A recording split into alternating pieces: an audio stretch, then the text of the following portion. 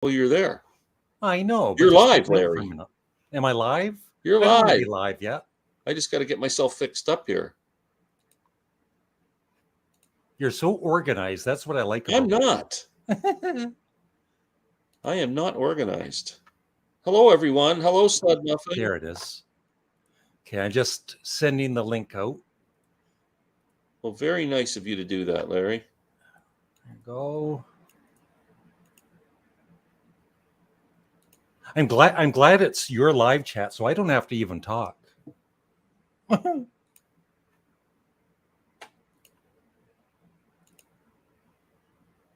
Hey, you froze. Oh, I thought you froze. I'm here. I'm just trying to get this stupid Cardboard head guy is here. There we go. Cardboard head guys. Just give us a minute there, cardboard head guy. Mr. Reliable. Hi, Yeah. guys. CHG. So what's going on, Larry? Nothing. I'm trying to send out the chat on my channel. I got a chance to listen to this twice today, the new Steven Wilson. Yeah. Are you going to say anything about it? Well, I'm going to save a review. I mean, I have initial thoughts. So big time thumbs up. I'll say that. Is it a thumbs up? Oh, yeah. Yeah. Yeah. Glenn, you've had the Harmony Codex for hours now. Where's my review? We're all counting on you. I'll post a review probably Friday because I'm going to the city all day tomorrow to Toronto to go see Stephen. What's his name? Hackett. Yes, we're doing the Beatles tonight. Yep. Steven Wilson's new album, man. I'm telling you, there's some highlights on there. So there's some songs on there that are really good. Yeah. There's a couple where it's going to take me a bit, but you know that's like a typical Steven Wilson album. They grow on you, right? You gotta keep listening. Hi, pal. Hi, W. Green. Hey, hi, Gene, how are you? Bob F. The top 12 is back. Yes. GK FTB. This should be good. Yeah. So we're going to do our top 12 Beatles songs, but the caveat is that you have to include 3 songs from each band member. And it's really not that easy because, I mean, it's the Beatles, right? Yeah. I know. One thing I did, well, I'll talk about it later, I guess, but it's like for a John Lennon song, I didn't choose something like A Day in the Life because that's kind of a John and Paul song. Yeah, because they kind of co-wrote that, didn't they? Hi, Sam. Hey, Sam's on time. You're on time almost. And y'all were early. And his hair looks nice and everything. Yeah. Yeah. Here's a question, Dan. How do you explain this? Is Steven Wilson stuff usually heavy? No. It's very dynamic. It can be heavy, like kind of Rush heavy, but only in little segments. Like it'll go really melodic and soft, and then it'll go into something. But it's usually to inspire drama in the song. It's not heavy metal. I think it used to be heavier a few years back. His solo stuff, like there definitely are some heavy spots in it, but well, he went on a big diet too. You know, to lose some of the heaviness. Was that Sam's? That was a joke. You got somebody writing your material, Sam, or? Yeah, the pipe. They're off to the side. You need a better writer. You need to fire them. Steven stuff is emotionally heavy. That's good. Emotionally heavy is a pretty good way of putting it. Yeah. Look at Sam, that's Alex. a bad come joke. On, man. Yeah, it was a bad joke. It wasn't even funny. It was like when you have to claim your joke. Yeah, Sam. Starting off well. A joke should be funny. Okay, there's just I got my notepad here. Sam, before you come on, we had 45 viewers. Now we're down to 13. Well, it was my mom on 45 different accounts. Yeah. Just Sam's family's watching. I came on to I see him all the time. Anyway. Yeah. Here's a good idea. Yeah, that's kind of a good thing. It's when Pink Floyd gets heavy, it's that kind of maybe a bit heavier than that, but that's the whole idea. Yeah, it can kind of go, soft. I saw that Rolling Stones is bashing Roger Waters' Dark Side, which comes out Friday. Speaking of Pink I can Floyd, imagine it is. they're just saying I'll it be takes bashing every it too. bit of life out of it. I have no intention of listening to 1 second of that. Nope. I got my Boycotting information it. from Larry. Yeah. Thanks, Sam, for keeping a straight face. Dan appreciates It was something. so hard not to laugh. Yeah. He cracks himself up. Cheers, Dan. You know what's funny? Having a dentist appointment at 2:30 in the afternoon. At 2:30. Oh, God. Can we block Dan for like 10 That's minutes? Dan can, yeah, he's got to do better than that, too. Keith Richards is excited for the next Well, he Stones should album. be. He's getting all sorts of royalty. You and Mick are the only ones. I'm having a hard time getting excited about it.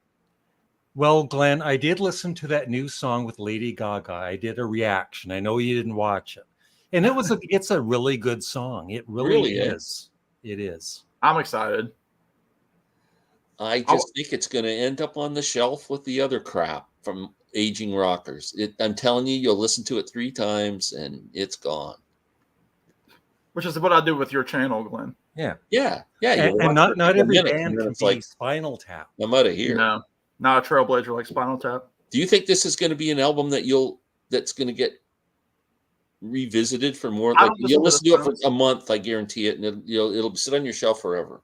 I mean, I do that with the classic Stones albums. I have to really, really, really be in a Stones mood. But like albums like Beggar's Banquet and that sort of stuff, like I don't listen to that much. Even Let It Bleed, like I don't listen to it that much.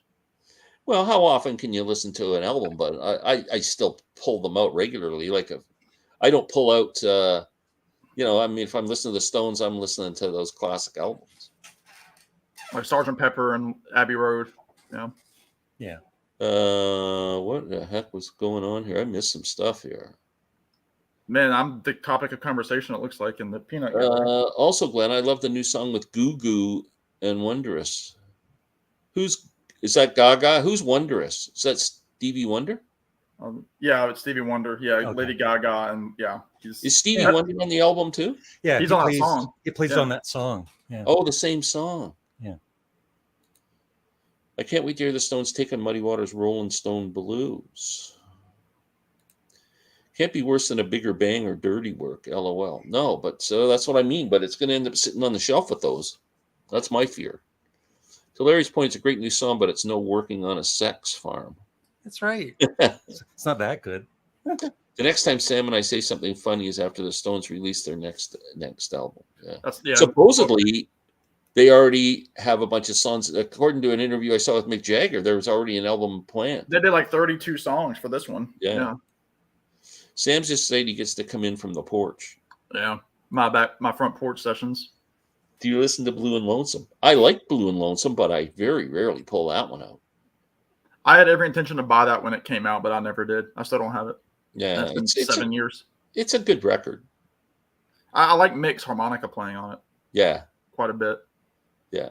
And Mick's a force to be reckoned with. I mean, to sing like that at 80, are you kidding? Like, yeah. How much auto-tune do you think? No, on the new song, I don't think there's any auto-tune, and he sounds great. Yeah. And you can watch stuff like live clips from the last tour. I mean, he sounds great. Yeah, but they can use auto-tune on tours, on live stage too.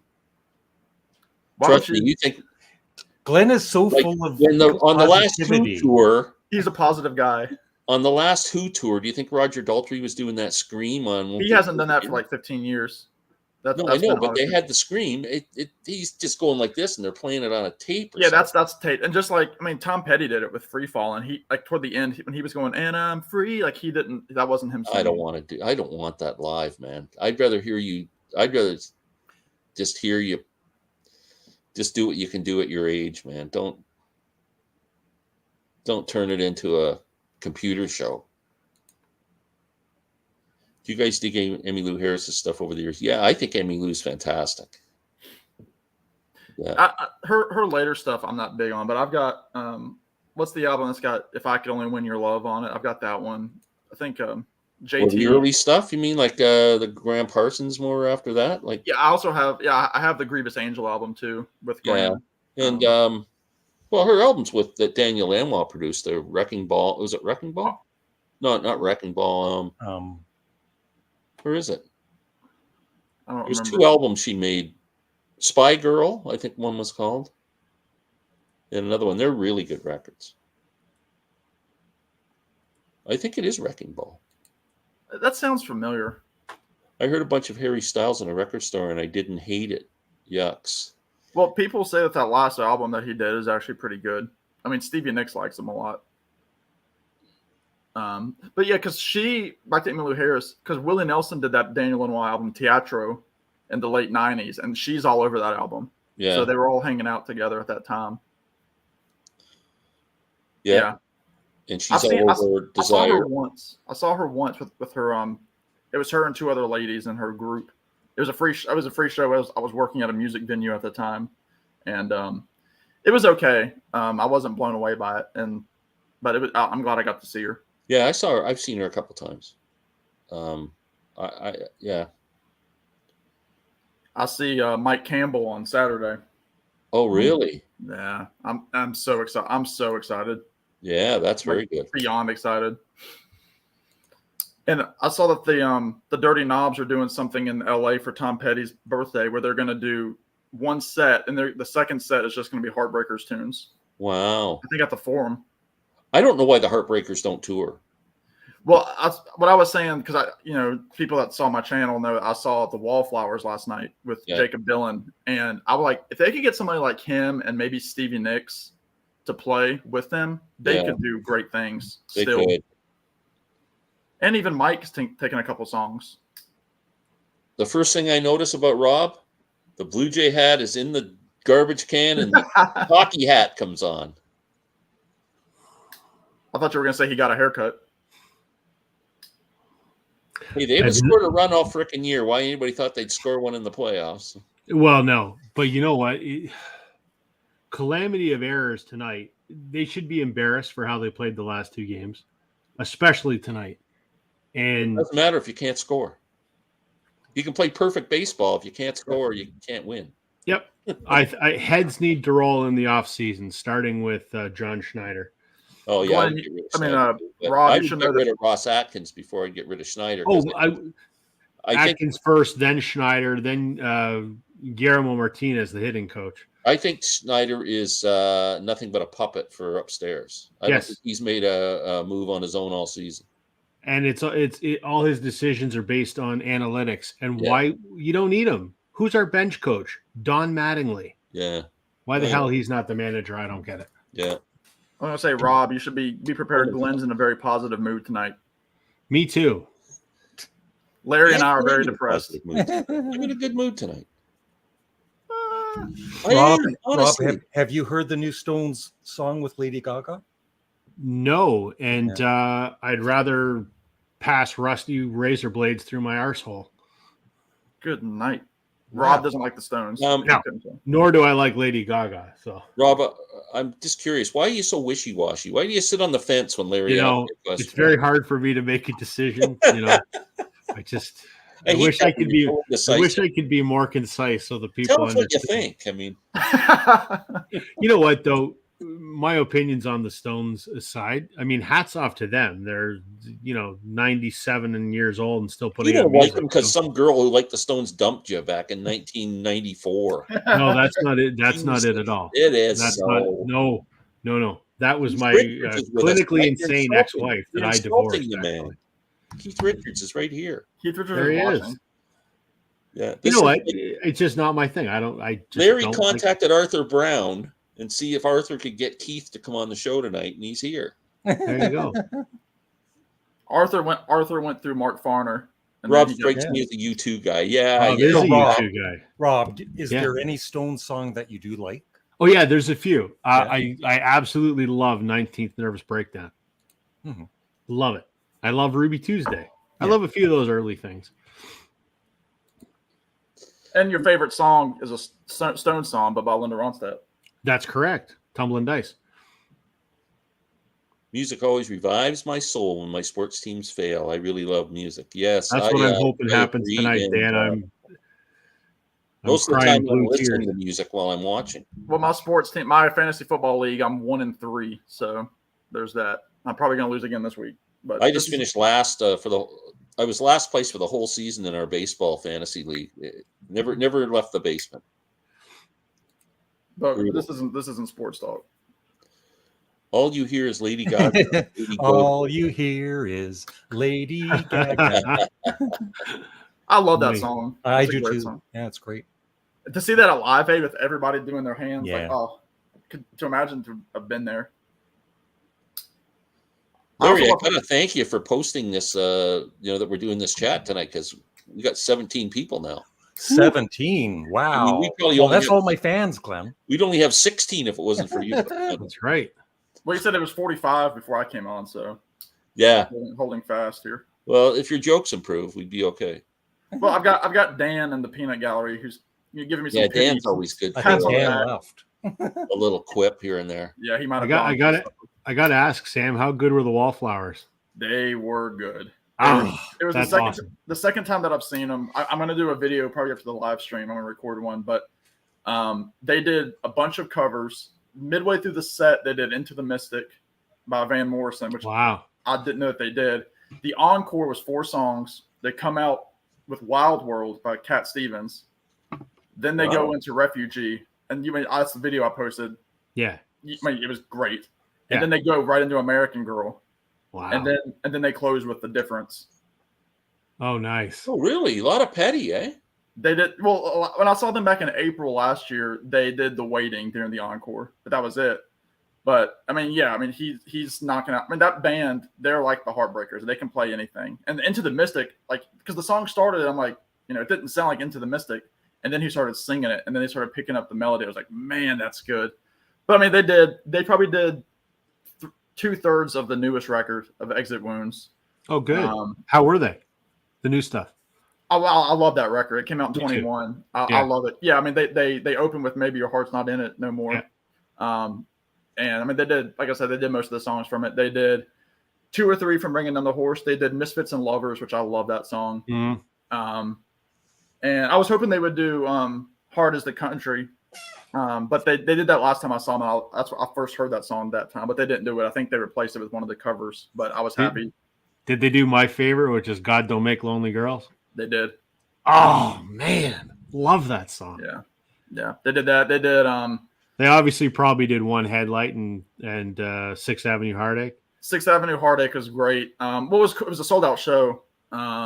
And what's cool, and I've been telling my friends and family, is I think he sees whatever his dad does on stage, he's going to do the opposite. So like where Bob is not going to talk, Jacob's going to talk.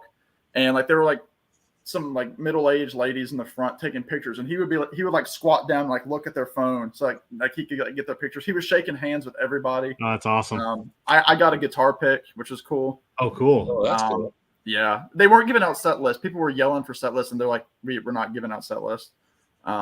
One lady, people were waiting for the encore, and she just reaches over and grabs Jacob's set list before the encore. Yeah, the staff was terrible because people were moving down to the front, like the first 2 rows, and getting in the way of the people that had spent top dollar to sit in the first 2 rows. Sure. Nobody was doing anything because it's a nonprofit place, and there was a bunch of volunteers. Like the volunteer that was standing next to me, he was singing along to like every song and like pumping his fist kind of thing. And he was probably, I will say, it was the most middle-aged audience that I've ever been to a concert with. I mean, I go to shows by much older people. I mean, McCartney, Paul Simon, and you've got people, my age, younger, kids there. I would say I was probably one of the youngest people there. And then there were probably only about 20, 30 people about my age. And then it jumped up to people in their late 40s, all the way up to people in their early 70s. And it was it was very strange that, I mean, obviously like the people that were there grew up in the 90s. So like that's about the age that they would be.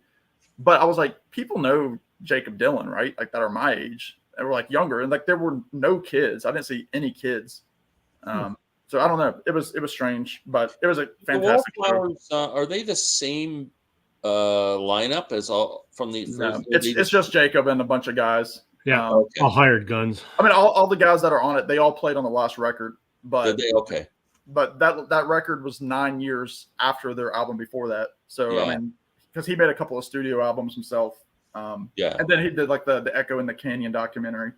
and put out that album, Yeah. which is, I know Larry likes that documentary. Yeah, I've seen the Wallflowers too about 10 years ago. Oh, okay. They played Yeah, here that's probably locally. about when they first went on hiatus. Yeah. Do you know how close is he to his dad? They don't talk about, I think when he's directly asked, he'll say, my dad and I are fine. But he does, like, he's his own guy. Like, he doesn't come out there and start playing, like a Rolling Stone. Yeah. And he's not gonna, because like even like in the Echo in the Canyon, like Crosby tells the story where the Birds were recording, and he's like, and then Dylan came in, and then you can see Jacob just stares at him, and he's like, "You're gonna have to be more specific." Yeah. Which I think is a great story. But I think they're fine. I know the older brother Jesse, he's big in film, and he recorded. I mean, he directed the Face in the Crowd music video by Tom Petty. He also did a couple of Wallflowers videos. He's done some stuff for like Disney Channel and things like that. He's worked with Elvis Costello. I mean, he's a pretty successful filmmaker. So the Dylan name is going to be here long after Bob's gone. Yeah. But, and I think Bob's probably more of a father than you think he is. Like I think so. Yeah. I will say Bob is coming to my hometown in November, and is he going to come over for dinner? Well, he's coming to Richmond and Roanoke, and I'm going to try to go to both shows. He's going to Richmond first, and he's coming to Roanoke 2 days later. When is that, Sam? November 27th, which is a Monday, is in Richmond, and then the 29th is a Wednesday. Oh man, where's he in Roanoke? The 29th? Yeah. Damn. Yeah, which is, like I said, is a Wednesday. Pre-sale goes on. Pre-sale happens tomorrow. Lynn's birthday's the 26th. So that's nothing. Don't worry about that. Hey, he's watching, Larry. You're going to get a comment here. But man, yeah, I'm hoping to go with my dad. Actually, it'd probably be cheaper for me. It cost me $500 to drive down there and drive back and go to the show. I might as well just buy a $500 ticket for Massey Hall. Right. Yeah. So I'm gonna try to, like I said, I'm gonna try to do Richmond. I'm gonna go solo to Richmond. I might go to Roanoke with my dad, although my mom and dad are supposed to be out of town that week, and I think he forgot. So I've got to remind him. You can get tickets. That'd be very cool. Yeah, like I said, pre-sales tomorrow morning at 10. So I will be doing that while I'm working for sure. What is Larry's take on Rumors Live? Have you even heard it, Larry? No, I have no interest in it. I love the album Rumors, but yeah, you're not missing much. That's Larry's take. That was brought to you by Molson Gold. I've never listened to Ween. Am I missing much? Yeah, I like them. I don't know either. I don't listen to Ween either. It's the stupidest name. Glenn does not like a band with a stupid name. I can't listen. Hello. Bonjour. Bonjour. From Montreal. Yeah. French vinyl addict. Vive les habitants. Have you guys in East ever heard of Barney Benthall? Yeah. Dan, how long have you been watching? I peed with Barney Benthall. You've heard my Barney Benthall urinal story. There you go, right there. And I said in the comments, of course, I'm friends with his son, Dustin. Oh, cool. What's Barney doing? They're doing... He's touring now with his band called the Grand Caribou Opry. No, but Barney Benthall is involved in a project. They're doing... what album? Him, whole bunch of people. They're doing an album in its entirety, and they're kind of doing a whole special show. I can't remember what album it is. I don't know. Glenn, I think you're in trouble. Why? I don't think many younger people listen or know of the Wallflowers. No. It's a comment they haven't seen yet. Of course, Dan, I'm friends with his son. Just Dustin. Is Jacob's legal last name Dylan, or is it actually Zimmerman? It's Dylan. Yeah. When you are getting the comment, my birthday is the 25th. Oh, yes. Oh, God, sorry. Our anniversary is the 26th. Our anniversary is the 26th. I misspoke. What band that has broken up you wish had one more album? Oh. Broken up or just died off? Oasis. No, not Oasis. No. The band. Creedence Clearwater Revival. who broke up on top, so you'd really want another album? Like it seems like the bands that broke up, their careers were starting to, like Zeppelin, In Through the Outdoors, kind of a weaker album. Is there any band? I come back and I say the band because hell, they went out with The Last Waltz. That was incredible. I don't count the shit that. Yeah, but their studio. You're talking about studio albums here. They went out with. Said who? Like Islands. Nowhere does that comment say studio albums, and you're so hung up on that's studio. If you want one more album from them, it's a studio album. Yeah, I know, but what you're saying is what band went out at their peak, and I would say the band went out on their peak. What is better than The Last Waltz?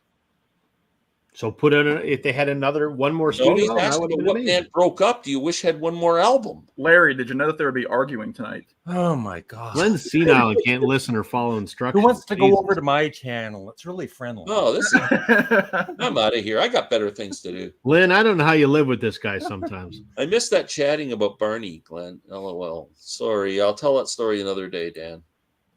Do you like Tom Cochrane solo or prefer Red Rider? Ooh. I like them both. I really like that Far As I Am album, though. That's a pretty good freaking record. Great album and probably the worst album artwork in the history of album artwork. Yeah. It's terrible. But he had some great solo records, too. Mad Mad World was fantastic. CCR and Victory Day. Before they broke up, they should have just broke up. Yeah, good point. I agree. Yeah. The last one was garbage. Yeah. You want to talk Beatles? Okay, we're going to talk Beatles. We'll get into our discussion. So we are going to pick 12 favorite Beatles songs, rank them, and they have to include 3 songs from each member in your ranking. That's what made it a bit more challenging than just picking 12 favorite Beatles songs. Yep. So Larry's our guest tonight. Let him go first. So which one are we doing first? No, rank them all together, like 12. Like if Ringo's I'm going to say all 12. No, just do number 12. Start at number 12. Oh, number 12. Okay. Oh, Jesus. Okay. No, but is it going to be we're doing 3 John songs? I'm going over to Rachel's chat. I'm going to swear, Glenn. I swear. Larry, you had to do 12 songs, but there had to be 3 of each member's songs. I know. When you take those 12 songs and you rank them in your... Oh, we're ranking the songs. Yes. I got it. Okay. I didn't realize that. So maybe, somebody else go first. Yeah. I can go first. Okay. Because I will treat Larry like a guest and give him everything he wants. Because he's special. So yeah, 12 songs. And this was fairly easy for me because I just, in the last 6 months did I've ranked every Beatles song. So I went back to that list and kind of played with that to see like where was my top Ringo song, my top John, whatever. So that's how I went about doing it. So for me, number 12, again, with all 4 in the mix, number 12 for me is actually Good Night by Ringo from the White Album. Glenn's favorite Beatles song. Yeah, it is. I love that song, and I would love more than anything to see Ringo bring that into his live set. He's never sung it live. I don't think it's ever been sung live by any of the Beatles. I know they were all kind of like wishy-washy about it. It was a lullaby to Julian that John had written. I think it was actually an older song before the White Album. I mean, I think that it dated a couple of years back, and the history. Somebody will probably correct me on that, but yeah, I love Good Night. I love the strings. I love the sappiness of it. I love Ringo's voice. I think it's a beautiful vocal by Ringo. And to me, one of the highlights of the White Album, because again, I've made it very clear that the White Album is not my favorite Beatles album, but I do love it. I really do. But for me, in this list, number 12 is going to be Ringo with Good Night. Good one. Bad pick, Sam. Thanks, positive Glenn. I'm ready. No, that's fine. You're allowed. Thank you. I appreciate it. Okay. Can I go next? You can go next, Larry. My number 12 is, sorry, Ringo, you're number 12. But I I love the song a lot more than I used to. I think with the remix of the White Album, it's helped in some way. It's "Don't Pass Me By," which Ringo actually wrote too. Mhm. Like, he did some of the lyrics for it. And yeah, I really enjoy that song. I don't mind that song. It fits with the White Album, And the fiddle and everything. Yeah. Go ahead, Rob. Okay. I just did 3 for each, so I'm trying to figure out which one I'm going to rank last. I'm going to go off of Revolver. I'm going to go Taxman by George. Number 12, Taxman. Wow. Love it. Great song, but there are just, I mean, how do you pick 12 songs out of the 250 or whatever it was that they recorded? So that's a tough one. So Taxman. Wow. I'm starting off with a Ringo song too. I think my first 2 lowest ones are Ringo songs. Then he moves up. But I'm going with Boys off of Please Please Me. Now, I'm not a huge fan of the song Boys, but I think Ringo's vocal performance on that song just that's probably his rockinest vocal as a Beatle. And I think that's probably my favorite vocal performance from Ringo in all the Beatles songs. For sure.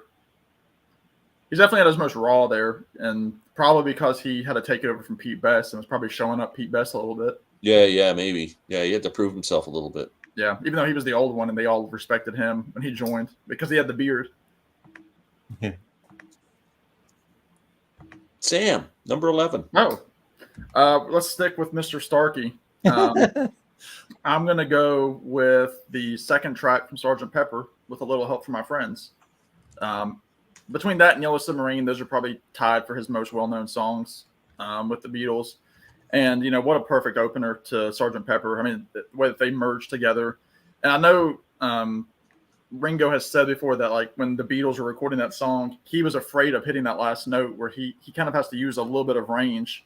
And they were kind of like, do it, Ringo, do it. And they finally gave him that motivation to hit that long note where he holds the word friends for so long.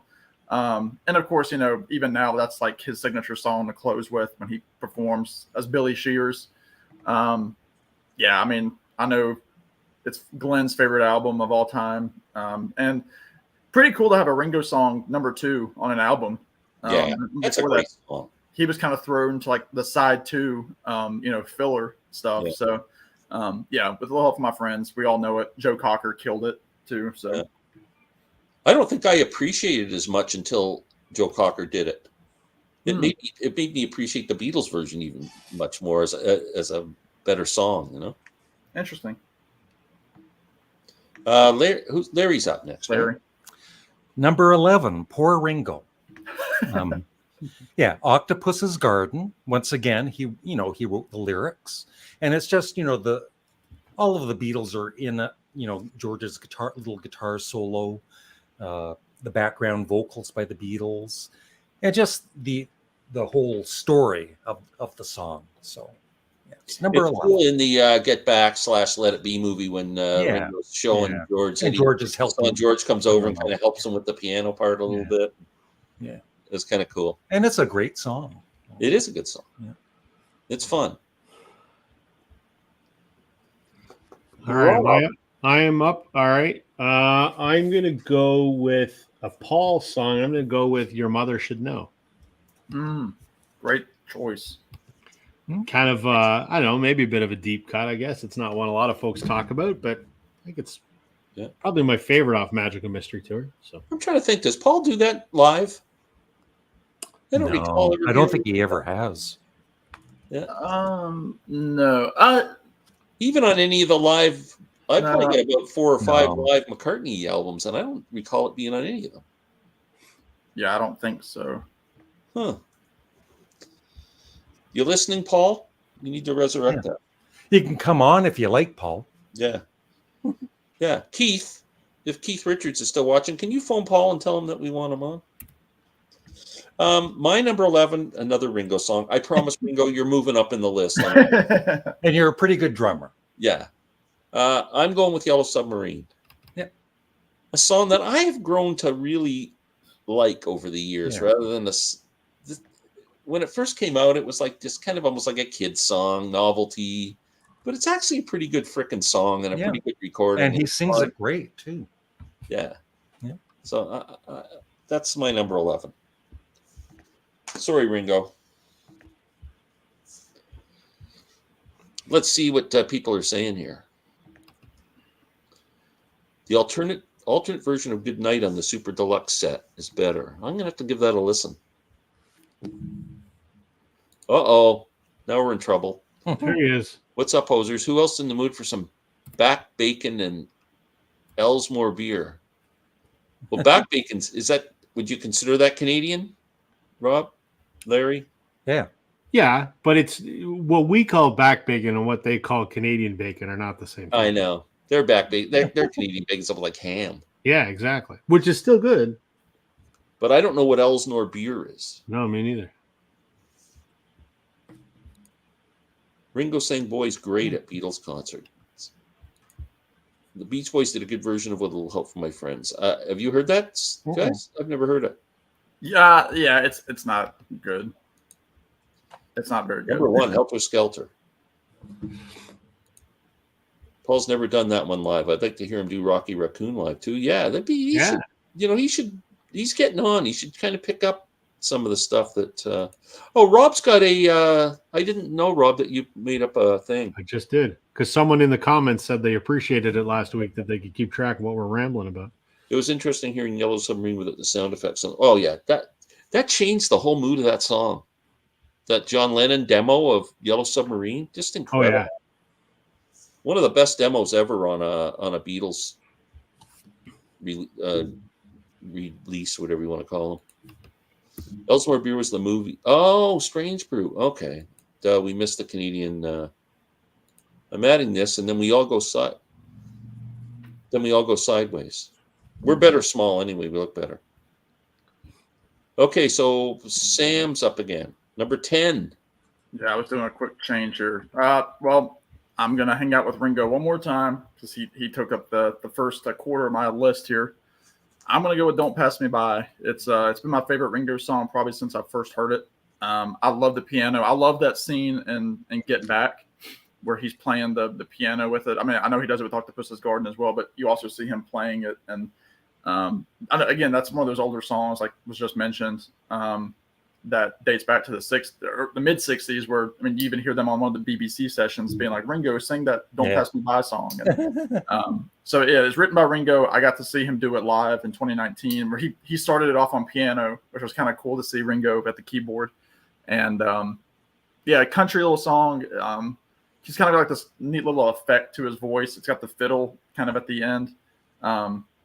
He sings that line about, you were in a car crash and you lost your hair. Yeah. Again, my two of my favorite Ringo songs are from the White Album. His 2 songs off the White Album. So that's interesting to me. For me, that's peak. It is Ringo, interesting. Vocally, I think. I mean, maybe you like the White Album more than you think you do. I know I do, but I mean, there's some stuff on there that I won't get into that I just don't think is very good. But Don't Pass Me By for Ringo finishes off my Ringo trio. Wow, he just was. So what you're saying is you don't really like Ringo, then? Yeah, 3 in a row at the bottom for Sam. Yeah, he's the worst. Nobody likes Ringo. I don't think Ringo's going to be sending you any advanced copies of his EPs. That's okay. What a shame. Okay, Larry. Well, I just changed a George song. I had Think for Yourself, and then I was thinking it over about Think for Yourself. I've chosen his earliest, I think one of his earliest songs, Don't Bother Me. I love his vocals on that. And I also love, it's early Beatles. And back then it was mainly, love songs. But George, he's more negative. It's like, don't bother me, leave me alone. So, I love the attitude. Yeah, that was the first song he ever wrote, I think. I think it is, yeah. Yeah, for the Beatles, I think it's the one song he doesn't mention in his memoir. The one. Yeah, and it's kind of like, I'm sure the other Beatles, it's not as good as Paul and John's songs. I think it was. It's as good as most Lennon and McCartney songs back in the early years. Rob. I'm going to go with a beautiful song by my least favorite Beatle. I'm going to go with Something off Abbey Road. Great song. I'm not a big George fan, but I think that's a beautiful song. Wow. Wow. Throwing George under the bus. I'm zipping it up. I don't want to. But did you know it was written by Lennon and McCartney? Yeah, that's what Frank Sinatra thought. It's a good one. No. Okay, number 10 for me is a Paul song, a rocker. I've always loved this song, and I love watching the video of when they're doing it live on the Shea Stadium show. Is I'm Down. Good choice. It's never ended up on an album. It's on like comps, like Past Masters. It was the B-side of Help, right? Yep. Yes. Yeah. So I'm Down. Yeah, that's a great. I love that performance that he did of that at the Good Evening New York City. Sam, have you ever heard the bluegrass version by the Newgrass Revival? No. It's freaking incredible. No, I haven't. I got to see if I can find it, and I'll send it to you. Send it to me. That's cool. I love that song. It's Paul channeling his Little Richard. Yeah. Yeah. Which I love when he does that. Me, right? All right. We are going to dip into the Wilbury of the group, George, and I'm going to go with Something. Rob just mentioned it. Fantastic song. Probably, definitely George's most famous Beatles song. Between that and Here Comes the Sun. Again, ironically, both off the same album. George was really hitting a peak in the late 60s, which, again, showed on, All Things Must Pass with a lot of those leftover songs. But, yeah, just a beautiful love song. Ringo's drumming is fantastic on it. That do-do-do-do-do-do. Great slide guitar by George. He was kind of honing in on that style that would really make him, that's the sound that would kind of be synonymous with his solo career in the 70s and 80s. Everybody knows Something. It's fantastic. Even when Paul does on ukulele, still. You think, you think at some point Paul would choose another George song to do besides Something, because he's been doing it for years. He's been doing it, since 2002 with the Concert for George. It's the same arrangement where it breaks in during the middle with the solo. Yeah, I would like to hear Paul sing even if he did Here Comes the Sun. Go with the other big song. Well, that time he did While My Guitar Gently Weeps with Eric Clapton, it was so good. Yeah, with the co-lead vocals. Yeah, that would be really good. That was the Concert for George too, wasn't it? Yeah. He was on stage with him on the piano. Yeah, Paul needs to shake it up on the set list. Yeah. Do better, Paul. Yeah. You can do better. It's not like you're a Beatle or anything. Yeah. Stop phoning it in. Just imagine how good his career would have been if he would have listened to us. Yeah. He could have been somebody. Yeah. He could have been a contender. Larry. What number are we? 9. Number 9. I have chosen a John song. In the Beatle years, John was my favorite Beatle, for vocals. And the song is Ticket to Ride, one of the first heavy rock songs. Right, Glenn? That's going to be on my list. Yeah. Love his vocals on it. Me too. Great song. That's the song that inspired Noel Gallagher to become a musician. Oh, wow. I will say, I'm looking at the list now. I'm interested because Rob has done 3 songs and none of them are Ringo. So that's good praise for Ringo. Yeah, he's higher in my list than you might expect. That's good. That means I'm next. So You are next. I'm going to go with a song by Paul. Ooh. Song that I love. Yesterday. No. If I had to rank all my Beatles songs, like their entire catalog, I still wouldn't even bother to rank that song. I hate it so much. Oh. I'm going to go with a song I'm speechless. I'm without speech. Yes, Jerry. I'm going to go with Get Back. I love that song. I just love sort of the kind of the throwback feel to it. It's a foot stomper. I love the naked version. I love the original version. Get Back. That works. I've heard Okay, of this it. is number 9, right? My number 9 is another George song, and this is a song that no one in the world probably is going to pick in their top 12 but me. The Inner Light. Ooh. Again, off of it was a B-side For Lady Madonna, was for it? Lady Madonna. Yeah. Yes. And man, I love it, Indian music, and George was the reason I guess I love it. And those songs just, I love them. As the years go on, I love them more and more. That's my number 9. So let's catch up here. We're stand corrected. Paul McCartney, Wow. your brother should know 2010 I did not know that. 2013. Really? Cardboard Head guy. He played it so many times in 2013, he never wanted to play it again. He was sick of it. Yeah. Larry, you were. Yeah, that's You true. were what? But that was before. What goes on from Rubber Soul? Yeah, that's good. That's a good Ringo song. Lauren Green did the best Ringo. Yeah. Oh gosh. Another fine Canadian. Larry, you were excited for Glenn's arrival at your last CD exchange video. It was like, I was. Yeah. I was said that to acting. him. He's the only human being who's ever been excited by me showing up anyway. Lynn hears him come up the stairs and she's like, "Oh gosh, here he comes." Yeah, most people turn out to That's me too. When I got to go pick him up at the hotel when he comes to town, I'm like, "Oh, I got to go get this guy." Yeah. Is that why you're always wearing the sunglasses and the phony nose and mustache? Yeah, right. Yeah, I put my bangs over my eyes. Yeah. Always a pleasure watching your live chats. Keep it up, guys. Thank you so much. Oh, thanks. Knucklehead Rock. Knucklehead. I like that. I'm missing White Album box set, but it's hard to find. Found a couple, Really? $425 and $600.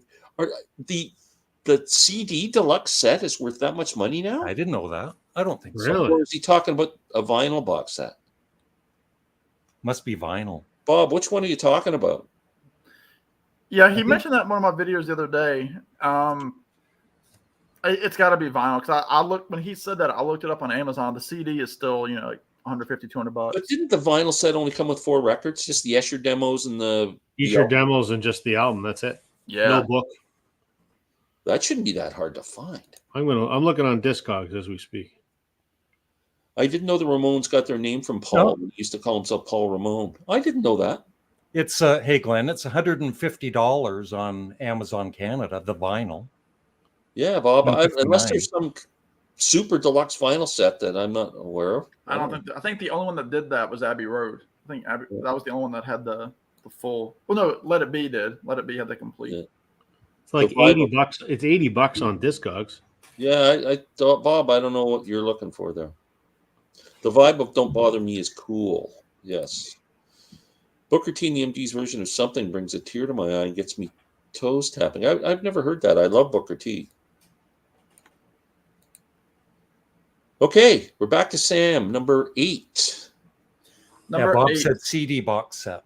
I'm going to go with a John tune here for number 8.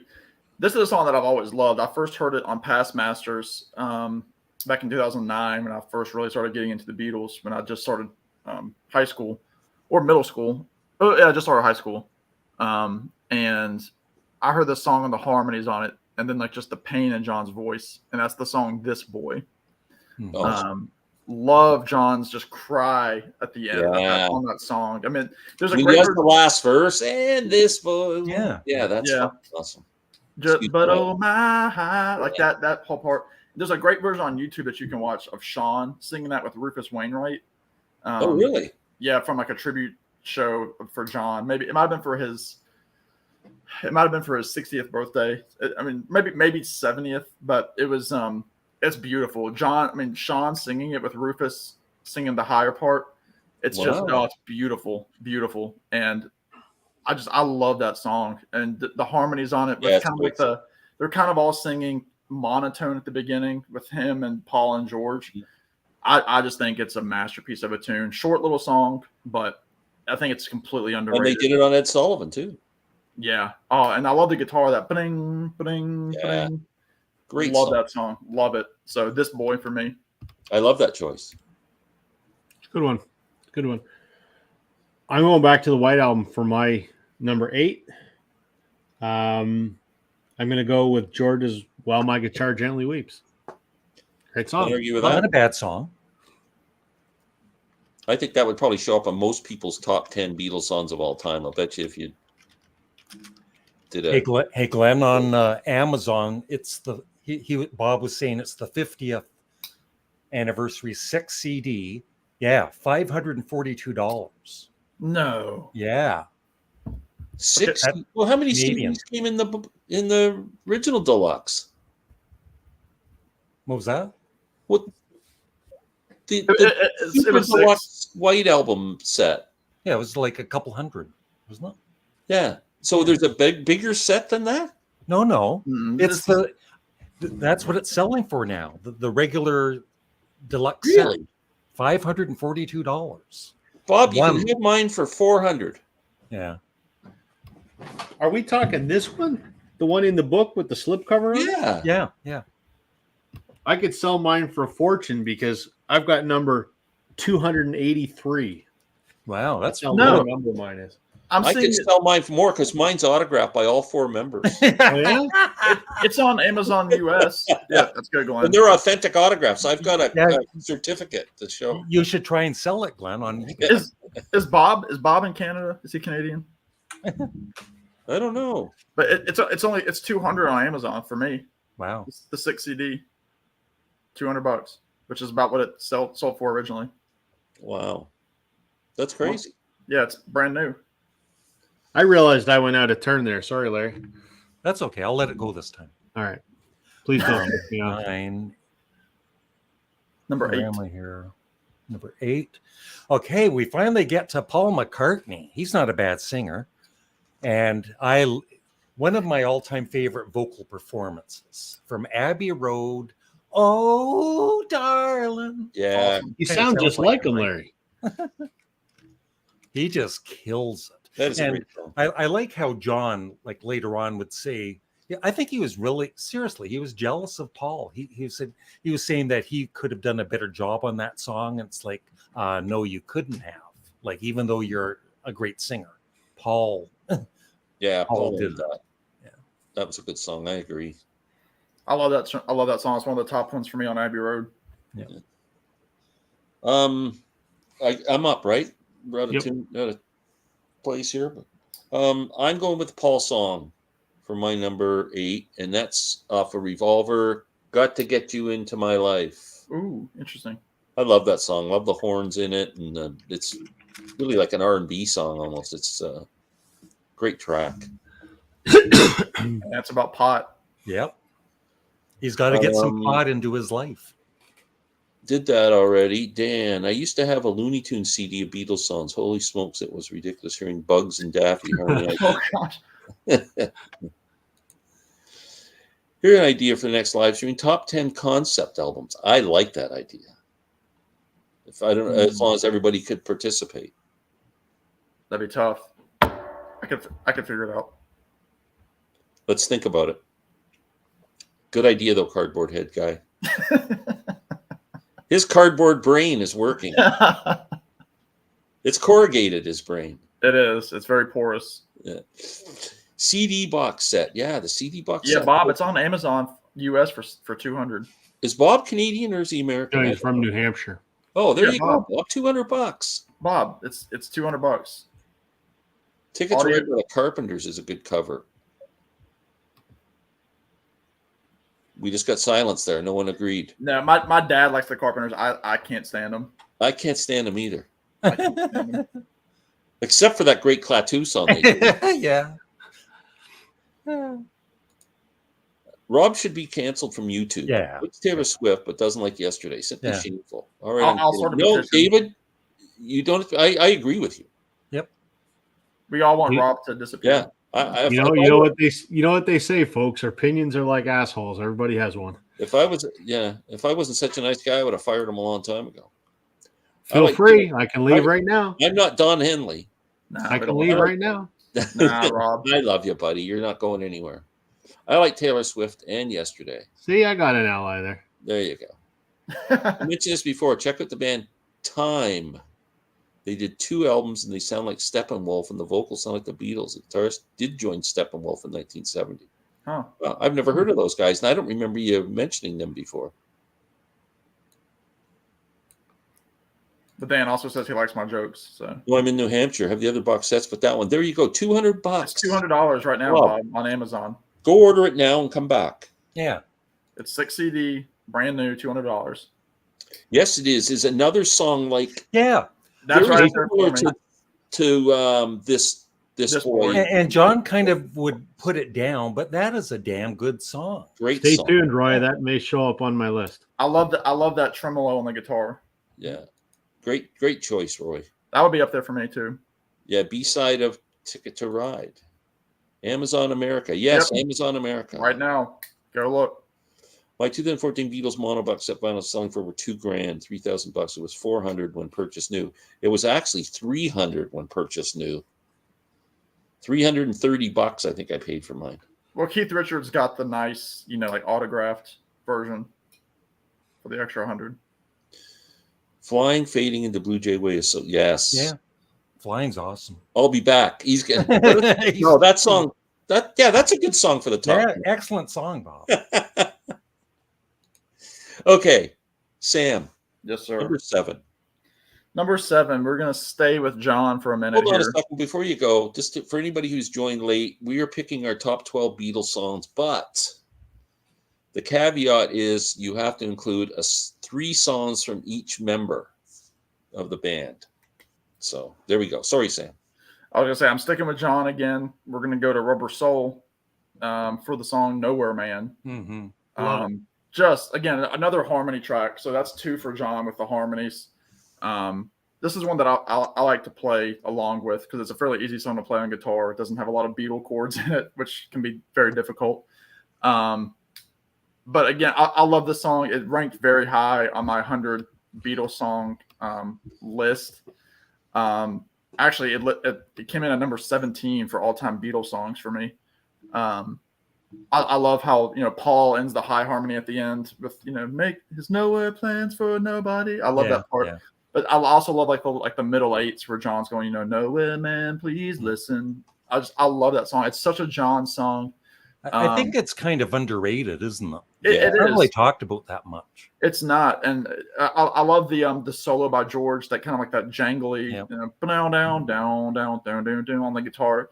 All the Beatles are playing fantastic parts on it. Again, the harmonies are just wonderful, and it's definitely my favorite song off of Rubber Soul for sure. So, Nowhere Man for John. Great pick. Larry, number 7. Well, I hope nobody laughs, but I've chosen the Paul song Yesterday. There you go, Rob. Because, some people say it's overplayed, and I never hear it on the radio. I don't know about you, but just him writing that, what was it, like 25, 26 years old? Yesterday, all my troubles seem so far. Probably not even 23. Yeah. All my troubles seem so far away. Like a 23-year-old writing that, like, and they were also taking a chance. It wasn't the other Beatles on the track. It was just Paul, and with a string section and all that. And I think it's just a simple song, but it's just really well done. It's one of the most beautiful songs ever written, in my opinion. Yeah. But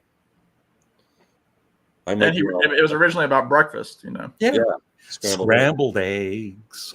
Oh, my darling, how I love your legs. Yeah. I think he's told that story once or twice. Yeah. Once or twice. Yeah. Now it's Rob.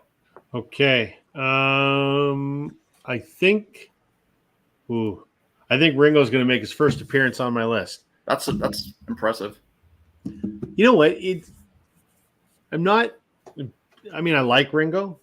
John's my favorite.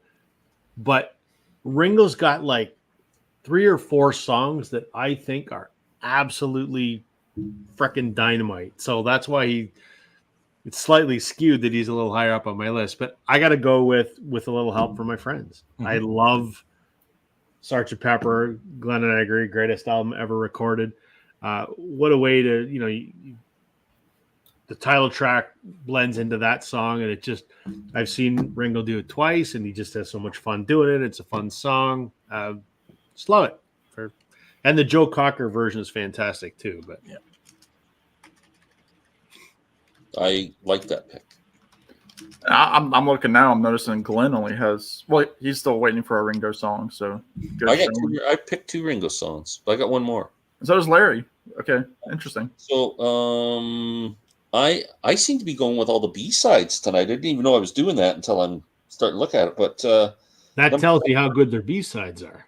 Another George song from B-side of Ballad of John and Yoko. Which one is that? Old Brown Shoe. Old Brown Hey, Shoe. Larry wins. Wow. Old Brown Shoe. Larry and I talked about favorites. this yesterday when we were together, but Old Brown Shoe is like both of us. That's like a top 10 Beatles song for us. Wow. I freaking love that song. That's at the bottom of my list. Really? Yeah. I like it. Love it. Yep. Great song. Really great version on the Concert for George, Gary Brooker. Yeah. Oh. Yeah. All of those tunes on their own on that album, that Concert for George concert, could be standalone releases. Yeah. They're all fantastic. That might be the best concert film of all time, at least for me. Yeah, one of them. Yeah, between Last that and Waltz. Last Waltz. But Last behind Waltz the for me. Last Waltz, probably for me, it would be number 2. Yeah. Yeah. Maybe Okay, let me catch up here. get some of the chat. Okay, my heart is now broken. This isn't the real Keith Richards because this guy's a Canadian. Yeah. Damn. Maybe his name really is Keith Richards. Yeah. He's just not the Keith Richards. I have an idea for a show. Pick a band opening up for themselves. They play 6 or 7 songs from their catalog, but can't play them in the headlining set. I don't know what that. So Led Zeppelin opens up for themselves, and you got to pick the 6 songs they're going to do. Yeah, they usually wouldn't be playing live, I think. Opening set. Like Hot Dog or the Lemon song. Yeah. That's almost like a deep cut set and then a hit set. That's a bit too confusing. I don't like it. and Larry's the host. Yeah, Larry doesn't like it. I don't want to think when we're doing one of these. Keith is insistent that set was $400, and I'm insistent it was $329 when I bought it from Sonic Boom in Toronto. But it could have been It was 400 Canadian. Maybe he's in Churchill, Manitoba, and it costs a hell of a lot more than $4 for it. But I was there the day it came out to get it, and I remember. And the stereo one was $289. Okay. We'd love to see the song Rain at the top. Oh, man, I forgot about Rain. Awesome song. Great song. I love Rain, but it's not up there for me. I want a Beatles autograph. Well, Keith's in the house. If you send him your mono box, and I'm sure he'll send it back. Even the CD mono box is selling for tons of money right now. Eh? Probably. I think it's over $300 on Amazon in Canada. I regret that I didn't buy either of them. Oh, you don't have either of those sets? No, I bought them individually. I didn't buy the box because I couldn't justify $400 at the time because I was a poor person that had no money. So I bought each album individually. I have them all. I have all the mono remasters. I just don't have it in the box. I'll sell you my set for $3,000. Let me think about it. Okay, let me know. I'll even deliver it. If the Jays win the World Series this year, I'll buy it. As you should. Somebody's selling a Beatles mono on vinyl on eBay for $227 US. Yeah. Yeah, that can't be. It can't be. It says there were some scratches and dirt on the CD. Oh, it's CD. Never mind. Oh, okay. Never mind. Me and Noel Gallagher solo album signed by his brother. That would be hilarious. Ringo was sort of like the drummer for Lighthouse, powerhouse drummer who could sing the odd tune, even a hit sometimes. Yeah, Skip Prokop. Yep. Drummer for my top John pick would be Norwegian Wood, especially after hearing different alternative versions. There's one where the sitar is more prominent, makes the song more psychedelic, in my opinion. Which version is that? Are you aware of That would have to be alternate version where the sitar is more prominent there? I would think US, but it could be the US one. There's a few like demo versions on various different bootlegs I've heard. So yeah, I can never remember whether it's take 17. I don't know what the hell take it was, but I've heard it before. Okay, here we go. You ready for this one? Yeah, it's true. I just looked twice it's now not on on Amazon. there. How do we help this man out, Sam? I know. I'm trying to figure out how to. I'm looking at it right now. If you look up the Beatles White Album, if he said CD, correct? Yeah, the deluxe version. It's not on there. I'm looking right at it. No, you're not. You're right. I'm just a liar. So tell when you put, like, if you just go in blank Amazon and then put the description in, how do you get it to come up? I looked up in Google search the Beatles White Album Super Deluxe CD, and went to Amazon. I was like, one item came up, and then Amazon was the second thing that came up. 6 CD with the Blu-ray. You click on that, and then when you look on Amazon, it says the Beatles White Album Super Deluxe 6 CD box set, $199.95. Okay, do the Google search instead of going on Amazon and doing an Amazon search. Yeah. Your blues deserves a spot for being so ahead of its time. I'm looking right at it. I agree. They're both great Lennon songs. It says here on the Super Deluxe Edition website, you can get it USA $238.89 order. So I'm going to click on it. Yeah, $199. The Beatles White Album Super Deluxe Edition. There you go, Bob. Go look again. Well, I mean, okay. To be fair, it does say used, very good. No, mine doesn't say used. Oh yeah, it does say used. Sorry. But it's fulfilled through Amazon. You should get it. For me, I would get it used. Very good. Yeah, I would get it at the end of the month if it was shipped. Yeah, I wonder how much the guy's charging for shipping though. Sometimes those guys, they'll put a cheap price on, then they'll charge you $75 for shipping or something. Well, I can look now. I can play. Maybe that's what we should have a night where we just help people find stuff. And get no money. What are you looking for? We'll find it for you. I don't think it would be. I think it would be maybe for me. It'd be like $10 shipping, if even. What's top 3 least liked songs from each panel member? The 3 least liked Beatles songs. Well, that's easy. Can you think of them? Not counting Revolution 9. I mean, I could look at my list and I could get it pretty easy. Why don't we do that some other time? Yeah. Our top 10 least favorite Beatles songs. Yeah. Well, or it could be besides Revolution 9. Well, it should be besides. It should be 12 again. It should be top 12 by members again.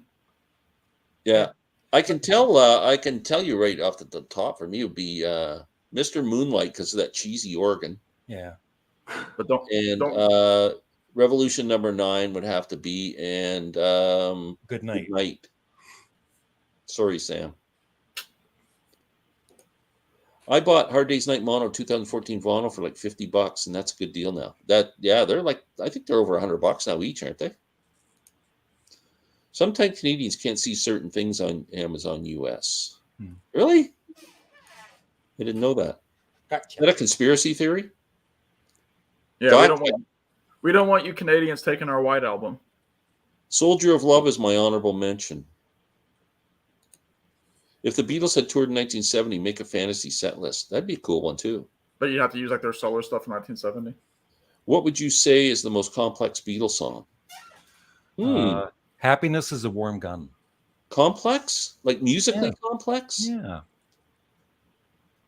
That's got a lot of changes in it. I know that when John wrote Because, I thought he took music from a Beethoven symphony and played it. Yoko was playing it on the piano in reverse, chords in reverse to what it would be. Yeah. That might be complex. I love that. I love that. I love it too. And it's actually one of Paul's favorite Beatles songs. I think it's awesome. Yeah. Yeah, musically complex. I'm going with Because. That's a good one. Lucy in the Sky with Diamonds, maybe. Or Strawberry Fields. Or A Day in the Life. I Am the Walrus has quite a few changes. Dear Prudence is so good. Yes, it is. Would you consider Eleanor Rigby a complex song? Yeah, probably. No. Chord-wise, it's only 3 chords. Is it? Yeah. Well, it sounds complex because of the string arrangements, but they didn't write the string arrangement. Musically complex, A Day in the Life. Again, that's not many chords in that song. It's just like That's not that G complex minor and it's just a lot of instruments. yeah. Anyway, Okay. number 6. Well, our buddy, number 6, right? Yeah, Roy. Roy just mentioned this as his favorite John song. It's my if we're going solely John singing all the lead vocals. Otherwise, I originally had A Day in the Life as my number 1 John song. It's my number 1 favorite Beatles song, but I took it off because Paul does do like the little middle part. So I'm gonna go with Norwegian Wood again from a Revolver. So I guess I lied earlier.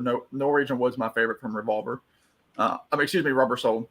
Yeah, I mean, I absolutely love that tune. I love the sitar. Even though I'm not big on the Indian music, the sitar works with this one because it's not the melody of the song is not like it's not like Within You Without You or The Inner Light or Blue Jay Way. It's not like any of those songs. It kind of works in tandem with the melody. And I mean, I can imagine, like, obviously I was not around in 1965, but I can imagine guys like Brian Wilson hearing this for the first time and being like, man, that we can't, like, we have to touch that with something. And I love the harmony with Paul in the chorus. Again, it kind of fits in with John's infidelity with Cynthia at the time, and kind of him like kind of nudging her, saying like, "Yeah, I'm not as great as you might think I am," kind of thing. And then like there's the whole like hidden meaning of like what does it mean by like, you know, so I lit a fire, like is he actually lighting a fireplace or is he lighting the building on fire? That's kind of one of those little mysteries. But yeah, I mean, Norwegian Wood, I love it. It was it is that the second or the third song on Rubber Soul? Second song, I think, on the British Rubber Soul. Yeah, so yeah. It's my favorite. It's my favorite solo John Beatles song. Very cool. Larry. All right. Number 6, a George Harrison song. And one of my favorites of his and the Beatles. Glenn and I were talking about it yesterday. Old Brown Shoe, one of Sam's favorite Beatles songs. It just, you know, there's a lot of Beatles songs I would never get tired of, especially Old Brown Shoe. I could play it forever. Yeah. Me too.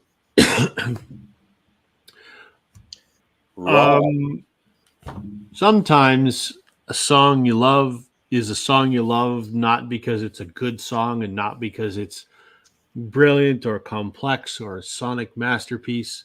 It's just because it's fun and it's enjoyable to listen to. So my next pick is considered by some to be one of the absolute worst Beatles songs, but I love it, and that's Obla Di Obla Da. Yeah, it's a good Cool. song. Oh, Fun. It's fun. Nothing more than that. It's fun. Yeah.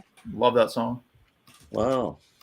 I played in a band in the 80s, and we do the odd wedding, and you know, you usually have to do, especially I was out in Alberta at the time. We used to have to do like a polka or something, right? And we'd use Obla Di Obla Da as a polka. Yeah, We'd play see it. that. I just looked at my list. Try accompanying people playing a banjo on Obla Di Obla Da as a polka. I was gonna say I looked at my That's how Beatles. talented I am. My list of all the Beatles songs ranked. Obla Di is number 46, so Wow. it's pretty high for me. Yeah. Okay, my number 6, Ringo's third song on my list, With a Little Help from My Friends. I just think it's a great song. Yep. It just is. And Ringo's performance is fantastic. Yep. And like Rob said, it's sequenced absolutely perfectly on Sgt. Pepper. It is. And one of the only concept songs on the record. Yeah. One of the 3 concept songs. You guys convinced me the Beatles are the best band ever, but I can't let go of that. You know, Paul Revere and the Raiders were a pretty underrated garage. Very good. If it wasn't those stupid costumes, they would have been taken a lot more seriously. Yeah. I would say Strawberry Fields is complex because it's two songs merged together. And that's true. At the time, it's production wise, it's complex, but not musically complex in terms of chord structure or anything. I don't think. I love on the deluxe version of the album where it's got like 5 different takes of the song, and it starts off very simply. Just a couple chords on a mellotron or something, and then each take just builds and builds, and it gave me such a appreciation for why that song. That's one of those songs I've never been a huge fan of, but my favorite version of that song is from the Love album, because it starts out with the acoustic, just John singing, and like you say, kind of builds up, and it kind of goes in the middle part with the slide guitar, and then it builds up into the psychedelic part at the end. I love how they do it on the Love album. I'll have to give that a listen. Yeah. Rick Beato just made a video about the most musically complex song from the Beatles. He determined Walrus was a masterclass. Yeah, that'd be my pick. I can see that. Yeah. Do you still use a lava lamp? I have one. Yes, I have 1, 2, 3, 4 lava lamps. Lava lamps are cool. They are cool. And they're groovy. Mood. I actually have a Beatle one. I have a Yellow Submarine one that I bought on Facebook Marketplace for $15. Wow. Sometimes complexity is in its simplicity. I agree. We get to vote. No, this is all about us. Sure, at the end you can vote your favorite list. Yeah, knock yourself out. Oh yeah, love the alternate versions of Strawberry Fields Forever on Anthology 2. I think the Love album took some of that from Anthology 2 to make its kind of, puzzle-like version of it. That Love album is pretty good. It's very good. I listened to it the other week, last month, and I'm like, man, that's a really good album. Yeah. I'd love to see the performance down in Vegas at some point. I saw McCartney just visited a couple days ago. He was really? There. Yep. Wow. He was also at the U2 because he was at the U2 show at the Sphere. Wow. Yeah, because Bono was like, the Maca is in the house, is what he said from the stage. Oh wow, very cool. Yeah. Have you seen clips of that place? Oh my God. Unbelievable. My only, you know me, I'm a huge U2 fan. My only, and I'd like to go and see it, but it's not going to happen. I just think the spectacle of that big all immersive screen, it takes away from the band. Thank you. Yes. Yeah. Because they're on this tiny little stage that looks like a turntable, and that's cool and all. Yeah. But I just wonder if the big thing detracts from the actual performance. Overload. But I mean, their early tour, the Zoo Rope or whatever you call it, Zoo TV. It was kind of the same thing, right? Sure. So much happening, but yeah. Bonner sounded good. I do hate that Larry's not there because what clip did I hear? Where's Larry? I'm right here. Back surgery. Oh, really? Yeah. Although he did perform on their latest song, Atomic City. What do you think of that song, Sam? I liked it. I liked it too. I'm glad it kind of has some How to Dismantle sounds to it. Yeah. They just issued it today on a 7-inch glow in the dark single, and I almost hit buy, but I'm like, it's $17.99 American, and it's only one-sided, and there's an etching on the other side. I'm like, no, I'm not falling into that. It's only once they couldn't do like a live track or something. Nope, there's an etching. Oh, nah, and glow in the dark, nah. Yeah, no, even for me without the Canadian shipping, that's a no. All right, of course. It would have to be somebody. It would have to be for me. It would have to be like Bob Dylan doing something like it'd have to be my top guy. And even then, I'd be like, $17 for one song. I'd only do that if it was the Cosmic Torpedoes. One day. Although I would hope I'd get a copy for free, but you might. I might. Glenn will drive past your house and throw it like a frisbee. Yeah. I'll crap on your lawn just to get even with you. I was going to invite you to the VC Summit in Toronto next month, Glenn, but maybe not now. Oh, is there one? We just started planning one. I was going to reach out to you and Larry later. Okay, can you give me some dates because I work a lot.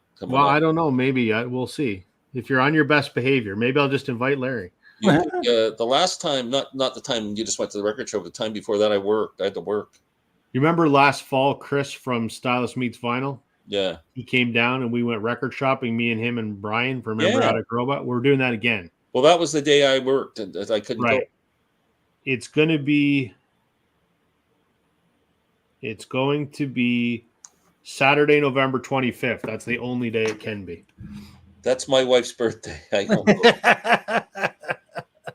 And this time November I got the date right. 25th. Yeah, that's because Chris is coming down from Sudbury. Oh, that sucks. I will not be going. Very special day for me.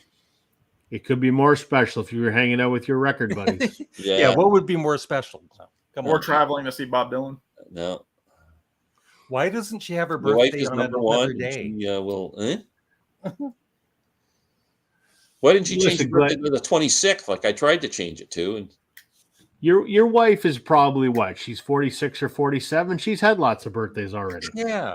She'll like you now. She'll actually subscribe to the channel now, Rob. You're a little off on the age. She's like 49. Oh. Well, I didn't want to insult her. So yeah, she looks 47, but she's 40. I've never seen her, so I was just guessing. Enough about me. Number There's 5. Never enough about you, Glenn. Top 5. Just ask you. You'll tell us. I'm gonna go. I guess this is my first Paul song for the night. I'm gonna go "Hey Jude," which I know is cliche. Shit.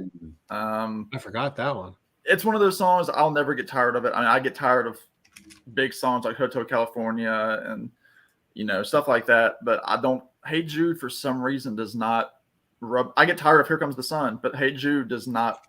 Yeah, that's a great song. I don't bore with it. I don't care that it's only like 3 minutes of vocals and then just the repetitive, na at the end. I love Paul's build up, his scream, like that great rock voice that he pulls out.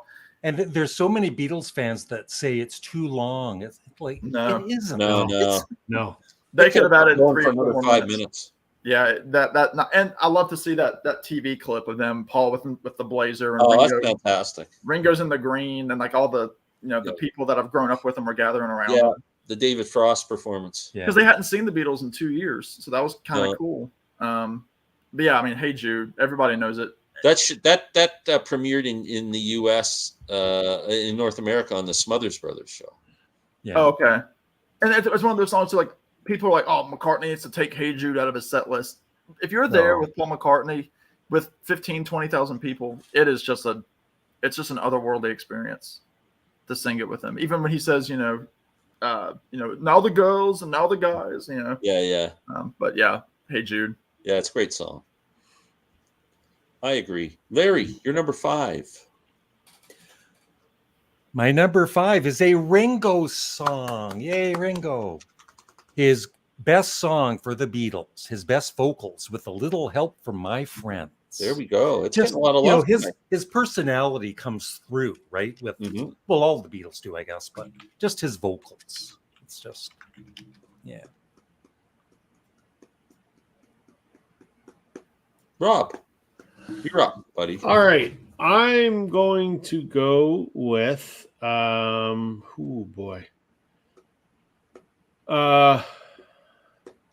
geez.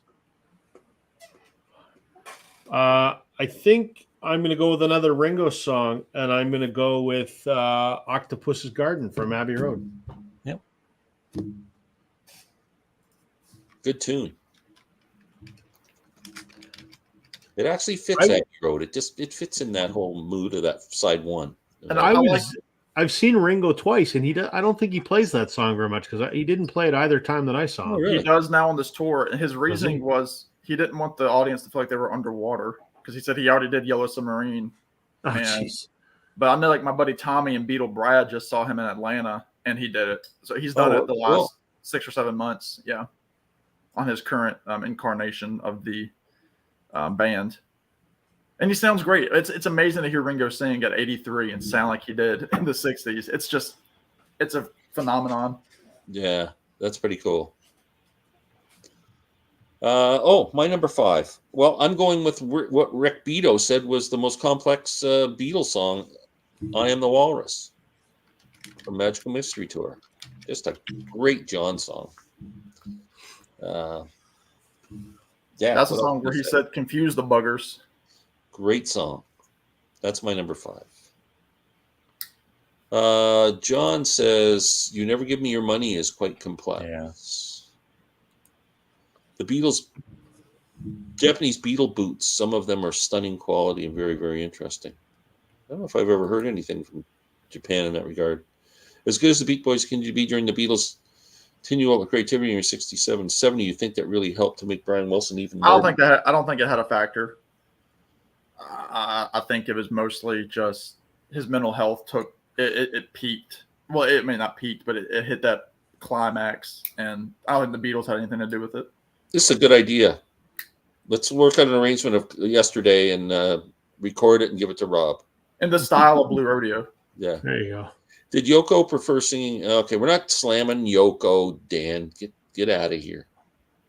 When Brian Wilson heard Strawberry Fields, he was crushed. The Beatles beat him to the Smile sound. I've never heard Smile. Well, I mean, it's never the Smile Sessions or whatever. Yeah, I like it a lot. Best song lyrics by a Beatle? That's Planet Earth asking you that question. Lyrically, what is the best Beatles song lyric? What song? As I'm sitting here doing nothing but aging, still my guitar gently weeps. In My Life. I was going to say In My Life too. In My Life. No Luck Guys on the White Album. Some on eBay, but to bid on. Amazon Records. It must be an American thing, Bob. Bob is American. Oh, well. From New Hampshire. He didn't want the used one that you guys found? It's $200 and it looks brand new. I don't know, Bob. Okay, we're down to number 4. Top 4. Take it away, Samuel. I'm going to go, let's see, which one of y'all already talked about this? Rob talked about this. I'm going to go with Paul number 2. This is Get Back. Love the song. I've seen Paul twice. He only did it the second time because it was the Get Back tour. I loved hearing it live. I loved the whole part of the from the single version of, Get Back, Loretta, your mama's waiting for you with her high-heeled shoes and a low-neck sweater. I mean, again, and that's my favorite part of the whole Get Back documentary, is I think it was for a lot of people, was seeing Paul strum it on the bass. Yeah. It just came out of midair. He's like, I got to get a song in because we have, just a month to make this album. And you got Ringo and George just kind of watching him like bored. And then Ringo starts patting his knee and George is kind of playing a couple of chords. That's just the coolest thing. But that I love that fade in of that song. And I love the bass playing. I love the, the bow, bow with the drums and the guitar at the same time. And the ending too is good. They come back. Oh yeah. Yeah. Yeah. It's so good. They're all playing it. They're like a garage band on that song. That's not a complex song. It's a straight ahead rocker, and I absolutely love it. It's one of those songs you kind of think like what the Beatles could have been like those first couple of years in the 70s, because it doesn't sound like the 60s. It sounds contemporary still. So Get Back for me. Cool. Larry, number 4. While My Banjo Gently Cries by George Harrison. Oh. Yeah. That works. Nothing really to say about it. It's it's one of the greatest Beatles songs. Way to go, George. Yeah. George coming into his own for sure. Rob. All right. I'm going to have my first John song on here. And I have to go with Don't Let Me Down from Let It Be. Oh, yeah. I almost picked that. Love it. I just,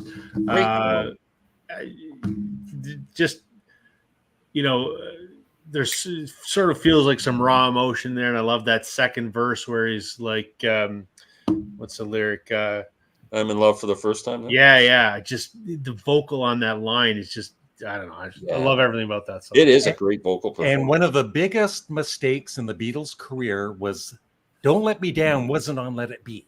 There was room for it. Yeah, never understood. A shame.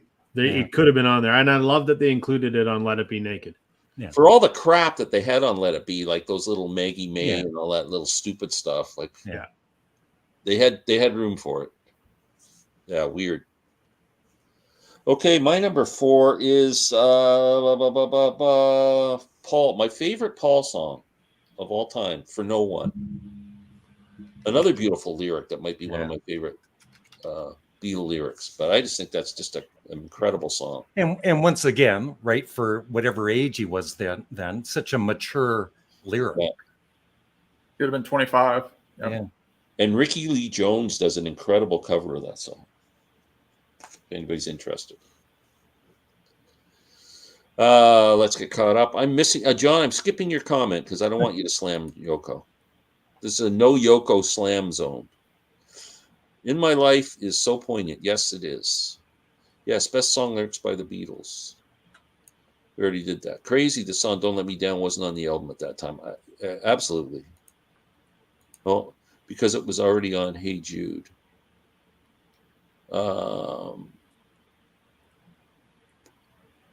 Was that Hey Jude album came out before Let It Be? No, it was the B side of the single. No. Wasn't it? No. No, Revolution was the B side of Hey Jude. Oh, yeah, you're right. Let's all take a moment to thank you two for stealing Helter Skelter back for the Beatles. It's healthy to listen to the Beatles talk while using the Suzanne Summers Thigh Master. Dan, you need to send us a picture of your thighs. We got to see how they look. Oh, gosh. Nope. That's Glenn's thing. The rest of us, no. B-side to Get Back. Yes. Thank you. Yeah. Okay. Number 3. Number 3, I'm going to go with my second George song. Again, not a surprise. This is the only Beatles song I dare to cover when I play live. And I do the Tom Petty version, and that's I Need You from Help. Love that track. Love the jangliness of it. I love the melancholy of it. Oh gosh. Yeah, hell was that? Sneezed. He doesn't like the song. Jeez, I got that all over my. And I think about the Help album when I hear. I mean the Help movie when I see that. Well, when I hear those lyrics, but then I also think again, obviously, of Tom Petty at the concert for George and him just like his eyes just look so sad when he's singing that song, looking out at the Royal Albert Hall. But I love it. I love the delay on the guitar. That womp womp womp womp. I love it. Again, it's one of those songs I wish that George would have stuck to the few times that he played live. Just because I think it's very underrated as a Beatles song, kind of like Nowhere Man. It's kind of the same kind of tone to it as Nowhere Man. It's almost like George doing a John song, to be honest with you. Which I'm sure, George was the youngest, so he looked at John as an older brother anyway. So maybe he got inspiration from John, but I love that song a lot. Yeah, that's a great song. I Need You. Larry, number 3. What possibly the first it's for Paul McCartney, possibly the first heavy metal song, man. Helter Skelter. Loved Paul's vocals on that and the bass, although I don't like the remix by Giles Martin. He kind of screwed up that remix. Yeah, that's a great track. Yeah. No doubt. Ringo had blisters on his fingers. Yeah. Okay, Rob, number 3. All right. My number 3 is my final Ringo song, and it's Don't Pass Me By from the White Album. Awesome. Number 3 on the list. That's pretty high. That's good. I've always loved that song. I love playing it. I love singing it, even though I don't sing worth a damn. So that's why I only sing it to myself. But very cool. That's very cool. My number 3 is trying to find it on my list. My second favorite John song of all time. From Help. Ticket to Ride, discussed earlier. Yeah. Absolutely amazing song. Ticket to Ride. Top 3 Beatles song of all time for me. If I was just compiling my list of Beatles songs. So. And there's that great video on YouTube from about 10 years ago of Ringo showing the drum, like that boom, bop, boom, boom, bop. Yeah. Just like him doing like a TED talk almost. And at that time, 1965, was there anything like that around? No, I don't think so. No. Not with that counter rhythm. Yeah. I don't think. Yeah, that's a classic. Let me see if I can get caught up. So James is saying that the Let It Be album came out before Let It Be. Yeah. How can we confirm that? Yeah, It did? yeah, yeah. Wow. Yeah. But the thing is, that Let It Be album, wasn't that just North America? The Hey Jude album was, yeah. That was just put out by Alan Klein. Like, that had nothing to do really with the Beatles. So I'm not sure if that would have had any bearing on them putting "Don't Let Me Down" on Let It Be, would it? I don't know. No, you don't deserve that. I don't Thigh know. pictures. The thigh pictures. Love that song. I Need You. Great pick, Sammy. You and Keith are pretty close, eh? Nobody's close enough to me to say that. The Kinks have a song called "I Need You," recorded around the same time. Completely different song, though. I don't know if I've heard that. Hey, Tim. Finally made it. Oh, the Beatle topic tonight. Sweet. Thanks for joining. Hey Jude was a comp of non-album singles. Yes, it was. A lot of people wish it was canon. Yeah, I actually like the Hey Jude album. It's a weird mix of songs, but well, it goes back to I love the cover. Yeah, always remember "Ticket to Ride" as my family at a bungalow near Ryde on the Isle of Wight, 1960. Oh, cool. Oh, wow. Yeah. Hey Jude was a big hit album in North America. It was. Okay, number two. Number two, who's it going to be? This is my final Paul track, and it's the song "I Will" from the White Album. So, great song. The White Album is a closet White Album fan. The White Album's coming in pretty big for me. Isn't that funny, eh? It's funny how that happens. I mean, for one thing, you have all those tracks on it, so I mean, it's pretty easy to get a bunch. But it's an under 2-minute song. Again, we all know it. I love it. I love the double lead harmony by Paul with "Love You Forever and Forever." I love that. It's one of those songs that, like, when my wedding day comes, that's one of those songs I'd like to have like on the playlist in the background, because I just think it's simple. I love acoustic Paul. I mean, obviously, songs like Blackbird and things like that. I like a lot. I've just seen the face. I love that song too. But I Will. There's something about that song. The guitar picking is fantastic. Again, I love the kind of like he's doing like a bass part with his vocals, kind of like the do like that, which I really like a lot as well. It's very homemade. And yeah, I just think it's a simple but yet absolutely gorgeous track. I wish it was longer, but I will for Paul.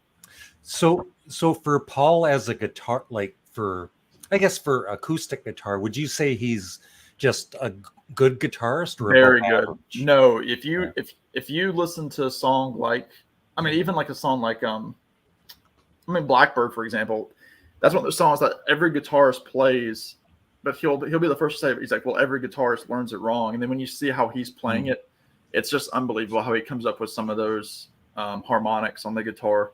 I know Rob can probably relate a little bit to that as well, but because I can't play Blackbird because it's too damn hard. Yeah, it's difficult. I mean, you listen to like his lead on Taxman as an electric player. Yeah, it's fantastic. I mean, again, there's Beatles, especially for it being 1966, right? Yeah. Well, again, let's go to his bass playing. The bass playing by itself, if you were to play the bass parts on guitar, they're hard licks to play. It's unbelievable what's in his head that goes. It shouldn't work with the melody, but it does. I'm trying to think, there's another song, kind of acoustic. It might be. I mean, Michelle itself is difficult. I don't think that's Paul playing the guitar on it. I think that's George, but it might be Paul. I can't remember. But anyway, yeah, he's a very good guitar player. Yeah. Larry, number two. Number two is Glenn's, I think, second favorite Beatles song, or right up there, "Strawberry Fields Forever." I've always loved everything about it, and the video too. I think it might be my favorite, all-time favorite music video. Yeah, it's funny, they never, you think about MTV and all that, how the music video became such a big deal. But back when the Beatles were making these, what they called promotional films back then, rather than music videos, they were really the They were really music videos. Yeah. Yeah.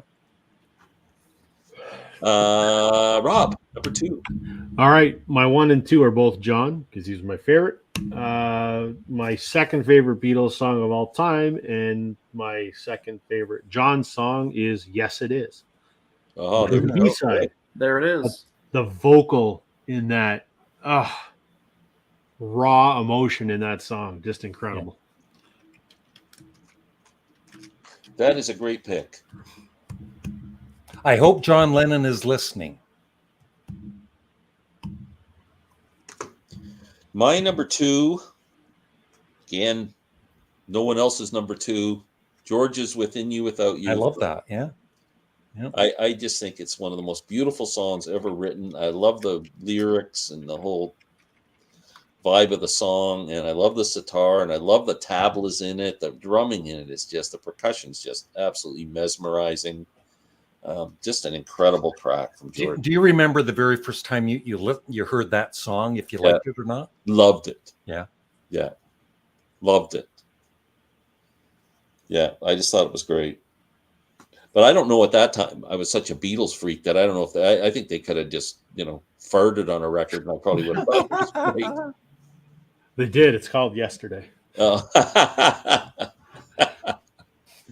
Okay, we're down to number 1. Woohoo! Yeah, and like I said, I was wanting to do A Day in the Life because, again, it's my favorite Beatles song, but it's a little bit too much of a duet. So I deleted it while we just started the video. So for me, it's going to be a clean sweep for the song. While My Guitar Gently Weeps, number 1. Wow. Just to me, just a perfect Beatles song. It's one of those songs that, like, if I had to make an EP for somebody to get into the Beatles, this is going to be on there. George, I mean, it's just George at peak writing. I mean, obviously he's not playing the solo, it's Clapton, but lyrically he mixes his spirituality with, just rock and roll. I love the walk down the guitar, that doom da doom, boom da doom, boom da doom. I love the piano, kind of like the saloon type piano, that doom doom doo doo doo. I think it's just perfect. I love the hi-hat that Ringo is hitting, that choom shot shoom chop chop. It's so well thought out. I love him, like, kind of mourning at the end with his vocal, just kind of over the solo that Clapton is playing. Yeah. And like I said, the kind of like the missing verse for me that shows up on the Love album's acoustic version, which I like better than the White Album's version, where he says that line of "As I'm sitting here doing nothing but aging, still my guitar gently weeps." I think that line should have been in the original song. I think it's just a stunning line. I mean, every line of that song is important, and there's not many lyrics in that song, but they're all important. And I absolutely love that song. And so again, it's funny. I have 1, 2, 3, 4 songs from the White Album in my top 12. So it's crazy. Kind of interesting.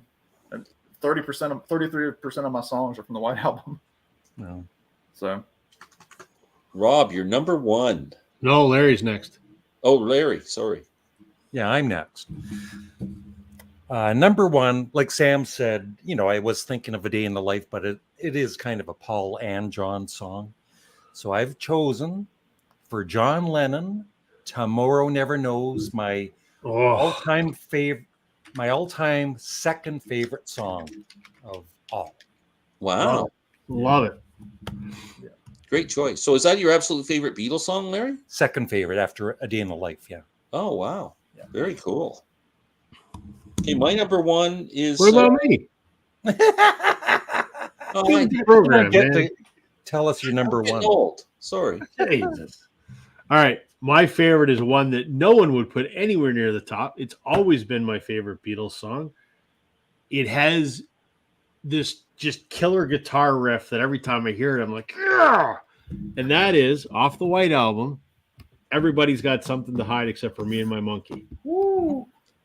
Wow. I freaking love that song. The very first time I heard it, I was like, holy shit, this is just the greatest thing ever. Is that your favorite Beatles song? Absolutely. And Wow. it has been since I discovered the Beatles when I was 14 years old. Man. Yeah. Very interesting pick. That's off the wall, buddy. I know. But that song rocks. I like off the wall picks. That's good. Now I get to go now. I was all excited. Now we're done. My number one, my favorite Beatles song of all time, Strawberry Fields Forever. I know Sam's not a big fan, but I just think it is incredible. From the first time I ever heard it to today, there's never been a better Beatles song, in my opinion. But what do I know? Sorry, what was that? I was too busy typing. What was it? Somebody mentioned earlier they want to vote on the list, so I'm going to leave the list up for about 30 seconds. So Strawberry Fields, Rob. Oh, okay. If you want to do that, do it. And I'm going to catch up on some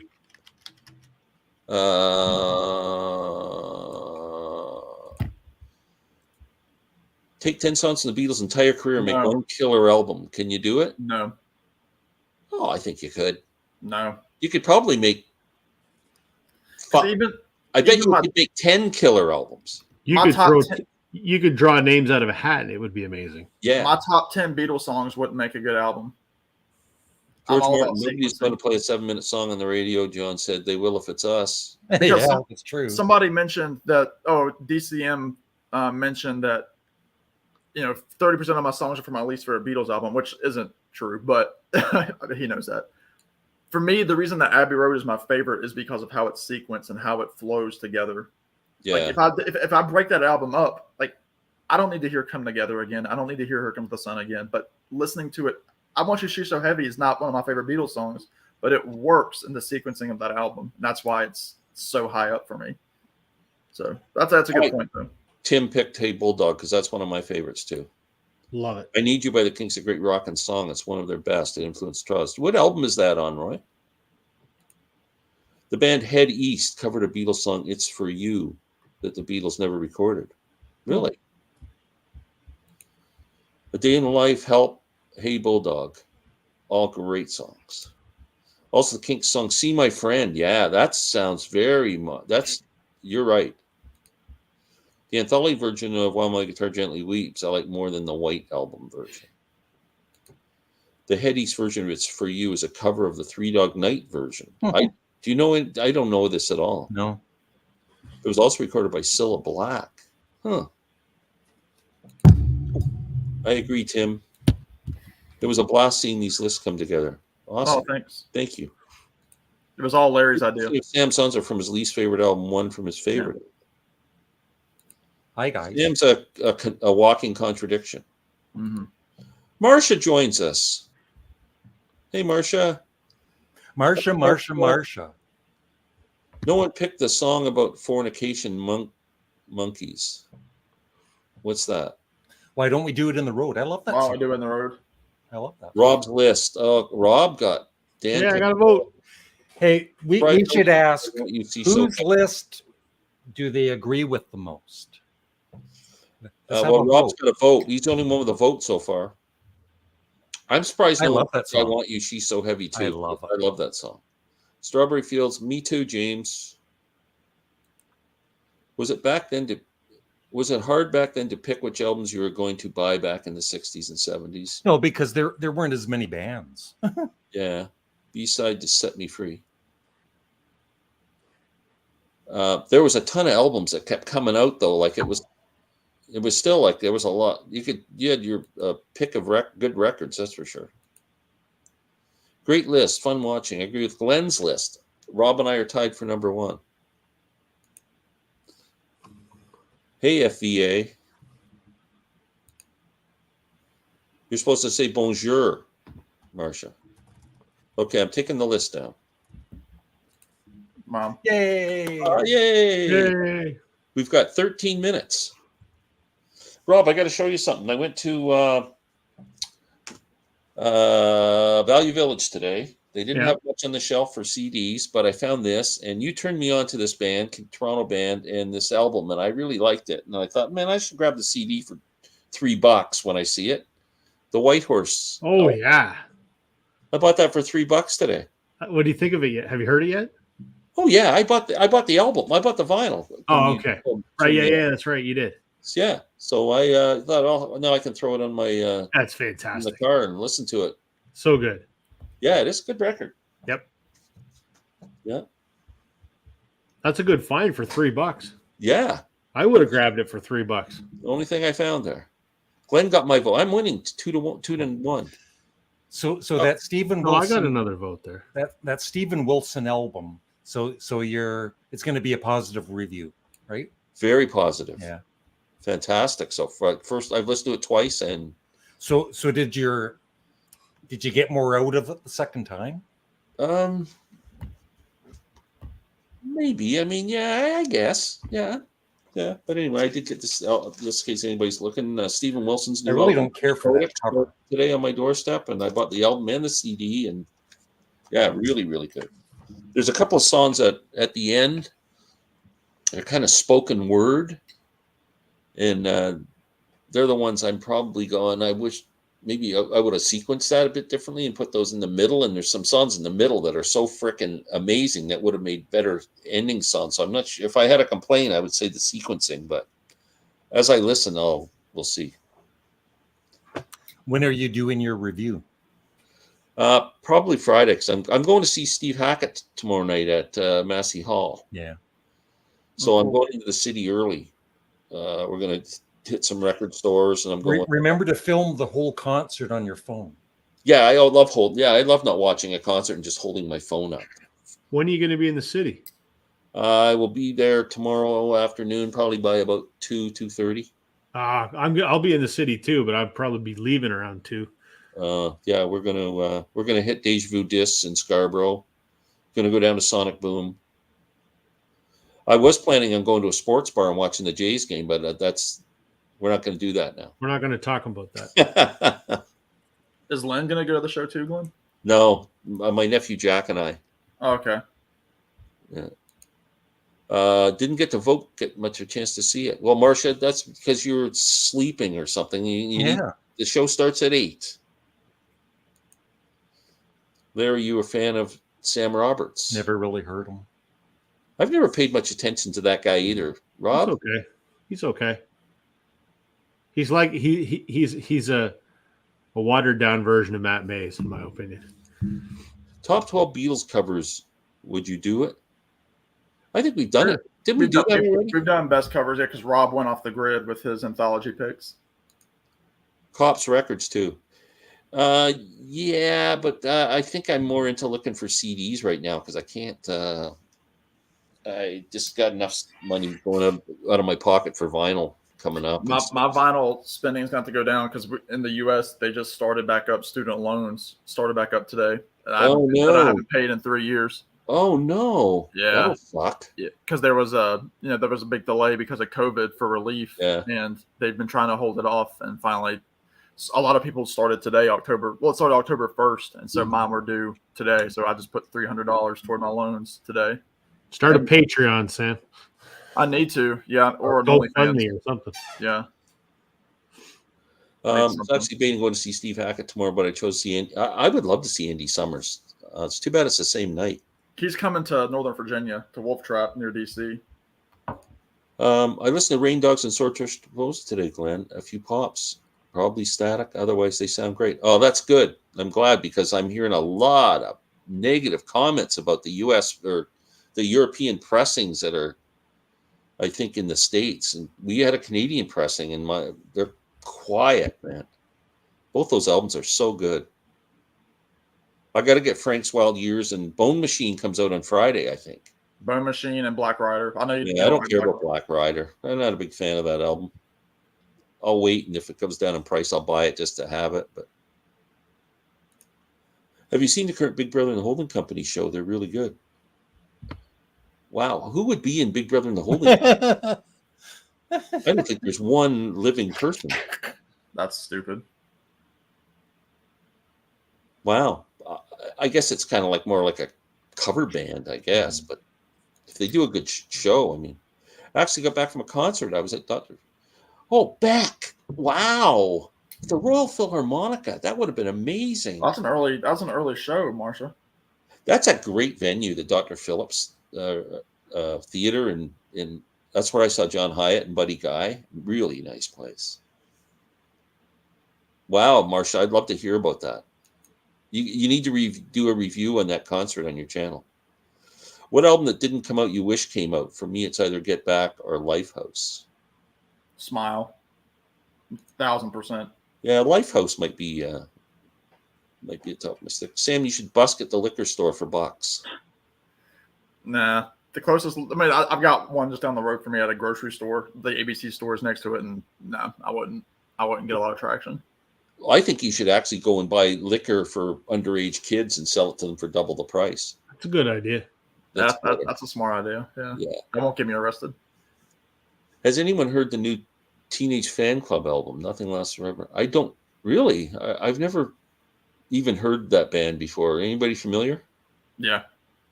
They good? Yeah, aren't they kind of like power pop? Are they? A little bit. Should be Little Brother in the holding company, yeah. Dr. Phil. It was early, Sam. Started at 7:30 and told us he'd have us. We could expect to be in bed by 10. That's very, very nice of. That's rock and roll right there. Yeah. Original member Peter Alvin is still alive and in the band, and the female singer is great. Plus, the current lead guitarist is amazing. Wow. I did not know there was a band touring as Big Brother. I could see myself going to see that. Well, it's kind of like, I mean, Jefferson Airplane is still touring. Yeah. John Hyatt was supposed to be playing in Ottawa in a couple of days, but he canceled. Yeah, I think he's under the weather or something. Isn't he? Something's going on with John. The Zombies just had to cancel after an emergency medical issue the other night, but they played last night. And how about Al Di Meola? He had a heart attack on stage last weekend. Like he's in the middle of playing a guitar thing, and he has grabbed his chest. I guess there's a video of it. Wow. I don't want to see that. Aerosmith canceled their farewell tour for a while because Steven fractured his larynx. Oh, really? Good. I don't even know how you do that. For me. I know it's your favorite band. 75. Touring with Lyle Lovett. Yeah, I've seen Lyle Lovett and John Hyatt together before. They're awesome together. You guys need to listen to Teenage Fan Club in the 90s. No, that's okay. But I can't go. I can't. You can't go back. Yeah. You can't go back. And Glenn thinks that's a stupid band name. Yeah. Why did the boss cancel his whole tour? Yeah. Ulcers. Yeah, it was. Yeah. I know why. Bruce Springsteen got an ulcer worrying about the ticket prices people are paying for his concert tickets. I'm sure that's what it was. Teenage Fan Club is fantastic. Nan Dwagonesque is one of the best albums. Wow. Nandwagon-esque. Huh. Nandwagonesque? Yeah. Is that how it's pronounced? Mm-hmm. What is that? I don't know. That's how it's pronounced, though. Huh. Okay.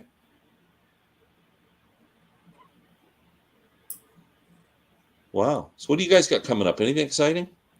I'm listening to these albums, Glenn. Promote your channel. We're doing a CD yet, Larry?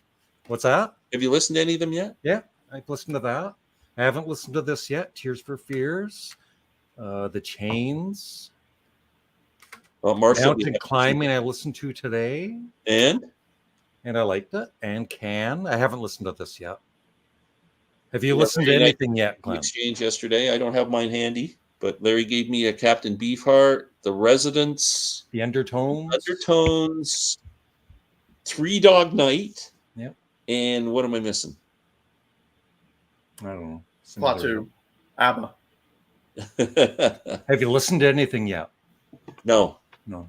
I think you're going to love that Undertones album. Yeah. I'm looking forward to hearing it. They're an Irish band, you said, right? Yep. Have you heard of those guys, Sam? Mm-mm. Me neither. Yes. Early XTC. The Tipping Point is incredible. Yes, it's a really good record. Tears for Fears, yep. The Chains, yes. Marcia's. Oh, yeah. I love all XTC. Early, late. Fantastic. Rob, what do you got coming up? Anything exciting? Well, I put out 2 videos this week. I did an episode of the Vinyl Community Podcast where Chance and I talked about Grace Potter and her career and her new album. She's coming around here in about a month. Oh, go, Sam. You'll love it. Really? Yeah. It's rock and roll, but it's rock. It's Belmont Tench plays on her new album. Do I need to say more? Okay, that's pretty cool. Yeah, fantastic. So that was the videos on my channel and the audios on the podcast website. And then I got some VCLT from Matt at Prime Analog Records. I've been sitting on that for a while because it was stuff that was way out of my comfort zone.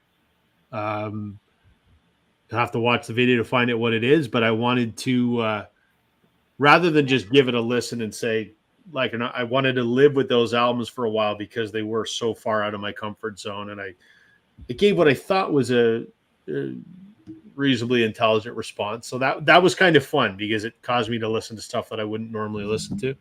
And the other thing I want to say, the video that I did last week or a week and a half ago about my dad's records has taken off. Like it's 1,500 people have watched it, which beautiful. Is way I more watched than it, Rob. Holy shit. Well, fuck, I got it made now. Well, it's a really, But I just want to say thanks to those that have, because that was a pretty special one to make, and it resonated with a lot of people. Poignant and honest. It was so thanks for that. I got a couple videos that I'm working on right now. One will be out on the weekend. Stay tuned for what that is. Cool. I was going to do one of my dad, but I don't have any Johnny Mathis records, so I can. There you go. Do it. Undertones album is really good. Which one did you give me, Larry? I can't remember the third name. one. The third one? I don't think Tears for Fears is a bad album. Thought, I agree. Big Brother lead guitarist Tom Finch. He has his own YouTube channel. Oh, just look him up. I'm going to write that down. Look at that. There you go, Marsha. Awesome record. It was this past weekend because of you, Marsha. It is a freaking amazing album. And if you love that, you'll love the one that just came out this year. Yeah, but not as good as Way Out West, but really good. It's not. It would be hard to be as good as Way Out West. It's arguably as good. Yeah. Yeah. Marty Stewart, for those that don't know. Yeah. Yeah, that's a great record, Way Out West. Produced by Mike Campbell. That's why I said Larry, because I think it's a country album, Larry, but it's not really it was produced by Mike Campbell, and it's Tom Petty and Birdsey. Yeah, it's all the way. I'm writing down the name Tom Finch. I'm interested in hearing what this guy sounds like. Glenn, do you like Dwayne Eddy? That's kind of out of my wheelhouse a little bit, that surf guitar stuff. But when I met Roland Orzabal, Tears for Fears. Oh, cool. Was my favorite and masterful project. He was very appreciative. Also agreed he loved it. What am I missing there? Who's that dude? From Tears for Fears. Tears for Fears. Oh, that's the guy from Tears for Fears. Yeah, I don't know their name. Glenn is the biggest. Oh, Elemental's the one by himself, right? I have that album. Yeah, he did 2 albums as Tears for Fears, I think, by himself. When do you think the Beatles box set this year is going to be announced? It won't be. No freaking idea what they're doing. About the red and blue, they might wait till January at this point. Yeah. I'm surprised that they would not try and get it out for Christmas. Me neither. I did see a picture of McCartney with an orchestra. It said him recording with the orchestra for Now and Then. It was recorded last year, at least some of the strings. There was a picture of him laying on the floor in the studio with all the musicians around him. Wow. So it wasn't an official site, but I don't know. We'll see. Probably John's birthday. No, I don't think so. And I can't go without saying my favorite female artist of all time. I absolutely have loved her since the first minute I ever laid eyes on her and heard her. Janis Joplin. It's the anniversary of her passing today. So October 4th, 1970. Do I get to promote my channel, Glenn? Yes, you go ahead, Sam. I am creeping up to 1,000 subs. I'm not at 950 yet. I saw you were 941. Congratulations, Sam. 944, I think, right now. So please subscribe. Let's do another short. You'll get more TikTok. I'm stuck in your purgatory now, Sam. I'm just below 900. Yeah, we want Rob to get up there too. Let's do shorts, man. That's all you got to do. I'm gonna do, like I said, I'm gonna record a video tonight before bed about my Wallflowers concert last night, which was just incredible. So I'm gonna do a review on that, and then I'll be seeing Mike Campbell on Saturday. So Sunday I'll probably record the review for that as well. So I've got 2 concert reviews will be my next 2 videos, I would say. But again, thank for everybody that watched. I said it last week, but my Dirty Knobs Bob Dylan video. It was my highest viewed video by over 1,000 views. So Wow. that was really cool. Very cool. So thank you to everybody. Hi, Richard. Nice to see you, but we're leaving. It's 10 o'clock. Nothing you did to offend us. It's just 10 o'clock, and Larry needs to go to bed. Larry, you got anything coming up you want to promote? Yes, I did a video today I'm going to post tomorrow where I just grabbed 12 CDs from my massive CD collection, and I review them and then I rank them. You better not do any stack 1, stack 2s. No, I'm not. I forbid you from stealing my idea. Okay, everyone. Good night. Thank you. Have guys. a good time at the concert, Thank you, Larry. Glenn. Thanks, And everybody. we'll talk later. Yep. Bye, everybody. Bye, everybody.